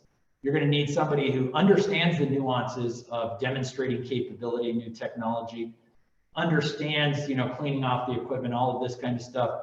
And you shouldn't just turn it over to, hey, there's my IT guy right there. Hey, you need to come over here and you're going to take care of all this stuff for me. That's not their job right now. That isn't their job. That's not part of their job. They're not the demonstrators. They're supposed to fix the equipment and maintain the equipment you have on hand, but they're not the ones who are the interact with all the people, do this. VR technologist or XR technologist is going to be something I think that'll be that will grow, and it will grow quickly. Where do you turn to look for how people get that accreditation or certification or that understanding? Locally, we have Cochise College, a 2-year college that has started a 1-year program called their VR technologist program. And that's going to give us opportunity to leverage capability in the future as well. But other activities, when I first started looking at extended reality capabilities, I didn't only look throughout the government. Obviously, I went to industry and started asking around there, but I also looked at academia locally to say, they must be doing something. Let me go and ask. So I asked the University of Arizona, hey, what are you guys doing? What was interesting is that as a university, the schools in the university are still separate. And internally, a lot of them didn't know what they were, each school was doing in the university when it came to any kind of VR or mixed reality. So there was an organization in the school that helped me kind of pull that together and get them to talk to each other to better understand what their own capabilities are, while allowing the local community to better understand also what, as a university as a whole, what they could do. That's important, right? How do you do that? And where's the place that school, that academic institution could turn to? Where's the place that local business can turn to? My hope is that they would turn to academia. Business would turn to academia, and academia has enough of spaces that are focused on this that support the idea of business coming in and better understanding those. But without it, where do you turn? So my challenge to all of you that don't have a place near you is to say why, and what would be the benefit of having someplace, even if it's just a 2,000 square foot facility, that you have one technologist there who's maintaining all the different equipment and capability, and is potentially a place that someone like me under our technology innovation program could push equipment out to support the activities of the government representatives and activities that are in that area, where that particular location doesn't have to resource that all themselves. I use that as an example because we got all kinds of, we've already pushed out several HoloLens 2s and other devices over the, like HTC and Samsung and a variety of other ones that we pushed out to the Virtual Worlds Forum partners, because often government organizations would initially, and some still do, look at VR technology like an HTC Vive Pro as a gaming headset. What do we have the value? That's no value to us. Stop asking me for a gaming PC and a gaming laptop and some gaming headset. But if they already have it because we've pushed it out to them, they demonstrate it, and for the next 2 to 3 months, they expose their leadership and their staff and their cadre and their workforce to it. And the workforce says, why don't we have more of this? Because they see the function and the value. Then it makes it easier for them to adopt and justify into their acquisition process the function, the capability that they want, right? And so without this kind of capability existing, where do you turn to? So the hope is that we're able to express that to you as, let's do something like that. All right, so. Yep, John, we need to jump in and ask you to attack some of the Q&A from the audience. We've only got a few minutes left. Okay. All right, so let's see here. We go, James. Is there any equipment that you found that you've used far more or far less than you expected? Yes, we use the HTC Vive Pro. I would say we use that more than we use anything else because it's the easiest so far for us with the demonstrations that we need to do. When you have 5 minutes with a significant leader, you're trying to help draw resources and stuff. You want to give them a quick room scale experience with as good as quality as you can. So we do have a valve index, but we usually focus our demonstrations, our technology demonstrations on the HTC Vive Pro, and that really hits home. Let's see, next one, Vaughn, any progress or thoughts on having a shared asset store or app store for DoD government? Vaughn, no progress really on that right now. There's still obviously the requirement for shared asset store or app store. No good response for you on that right now. Layla, at my university, my lab is growing to lead a shared XR facility. Since hiring a full-time developer artist for this purpose is not possible, what are your suggestions for maintaining such labs? I would say partner to innovate. Content developers don't have to be physically at your location. It's, partnerships. Work with other universities. And if you want us to link you up with others, just let me know. Let's see, from VR, we have built a 2-year certification program in immersive media at Orange Coast College in Southern California with a 500K lab, Infinideck. Oh, awesome. 50 HMDs. How can we best connect with your programs in place? Oh, that's awesome. All right, so the best way for that is to reach out to me, to my email. Nick's got it. It's inside the, it'll be up it might be up at the end of this as well. But john.p.grant14.civ@mail.mil. So john.p.grant14.civ@mail.mil. And then Vaughn, Ken says we're working to build assets along.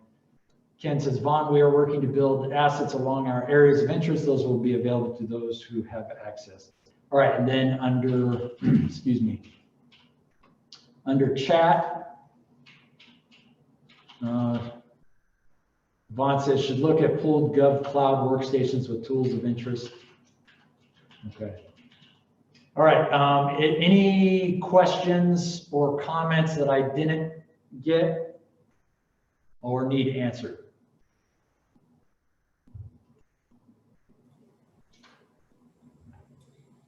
I think that's everything. We've posted John's email address in both the chat and the Q&A windows. So yes, please follow up with John if you have more questions or information to share. We'd love to see this collaboration start.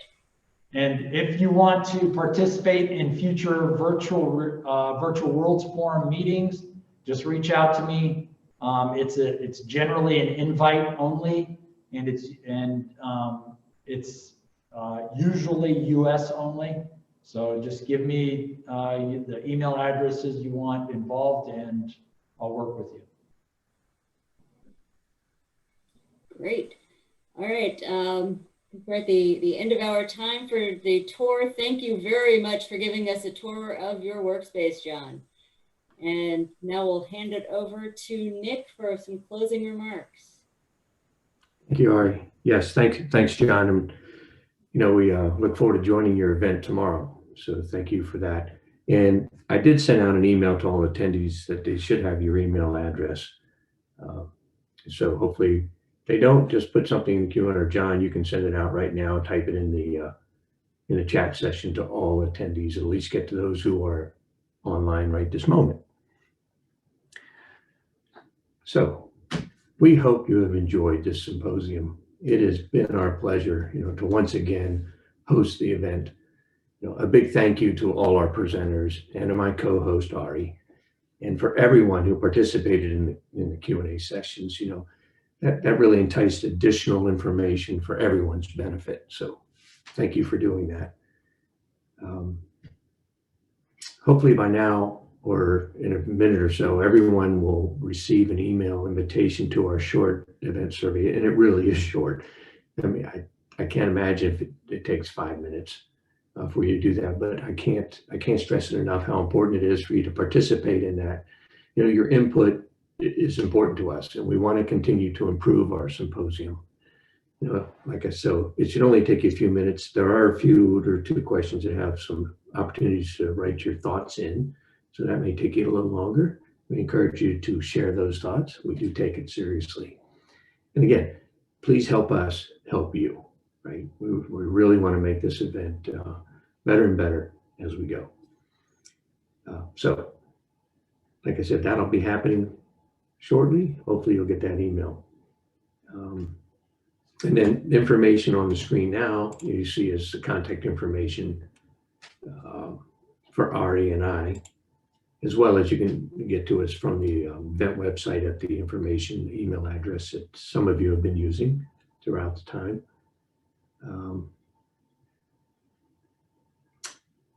Ari, do you have any last words you would like to share with our members? We're going to be online for the next 15 minutes or so. If anyone wants to continue using the Q&A, we'll stick on, right? Stick around and answer those as need be. I've sent out the email with the survey link. I've also posted the URL in the chat for the Zoom chat. And personally, I would like to thank our technical support team, the communications team, the folks who have been wrangling the Zoom webinar and preparing slides and doing all the behind the scenes things that have made this go smoothly. They have been an amazing team jumping in on short notice to help make this in-person event into a virtual event and making it go well. So many thanks to everyone involved. Yes, I echo that. Very well said, Ari. And, you know, we look forward to seeing everybody at 2022, right? So we'll do our part to put something on. Hopefully you'll do your part to join us. And with that, I think we'll just say adieu. And we'll, like I said, we'll be online. You might hear a little music playing or something, but we'll answer the questions if anything shows up in the Q&A or in the chat session. Thank you.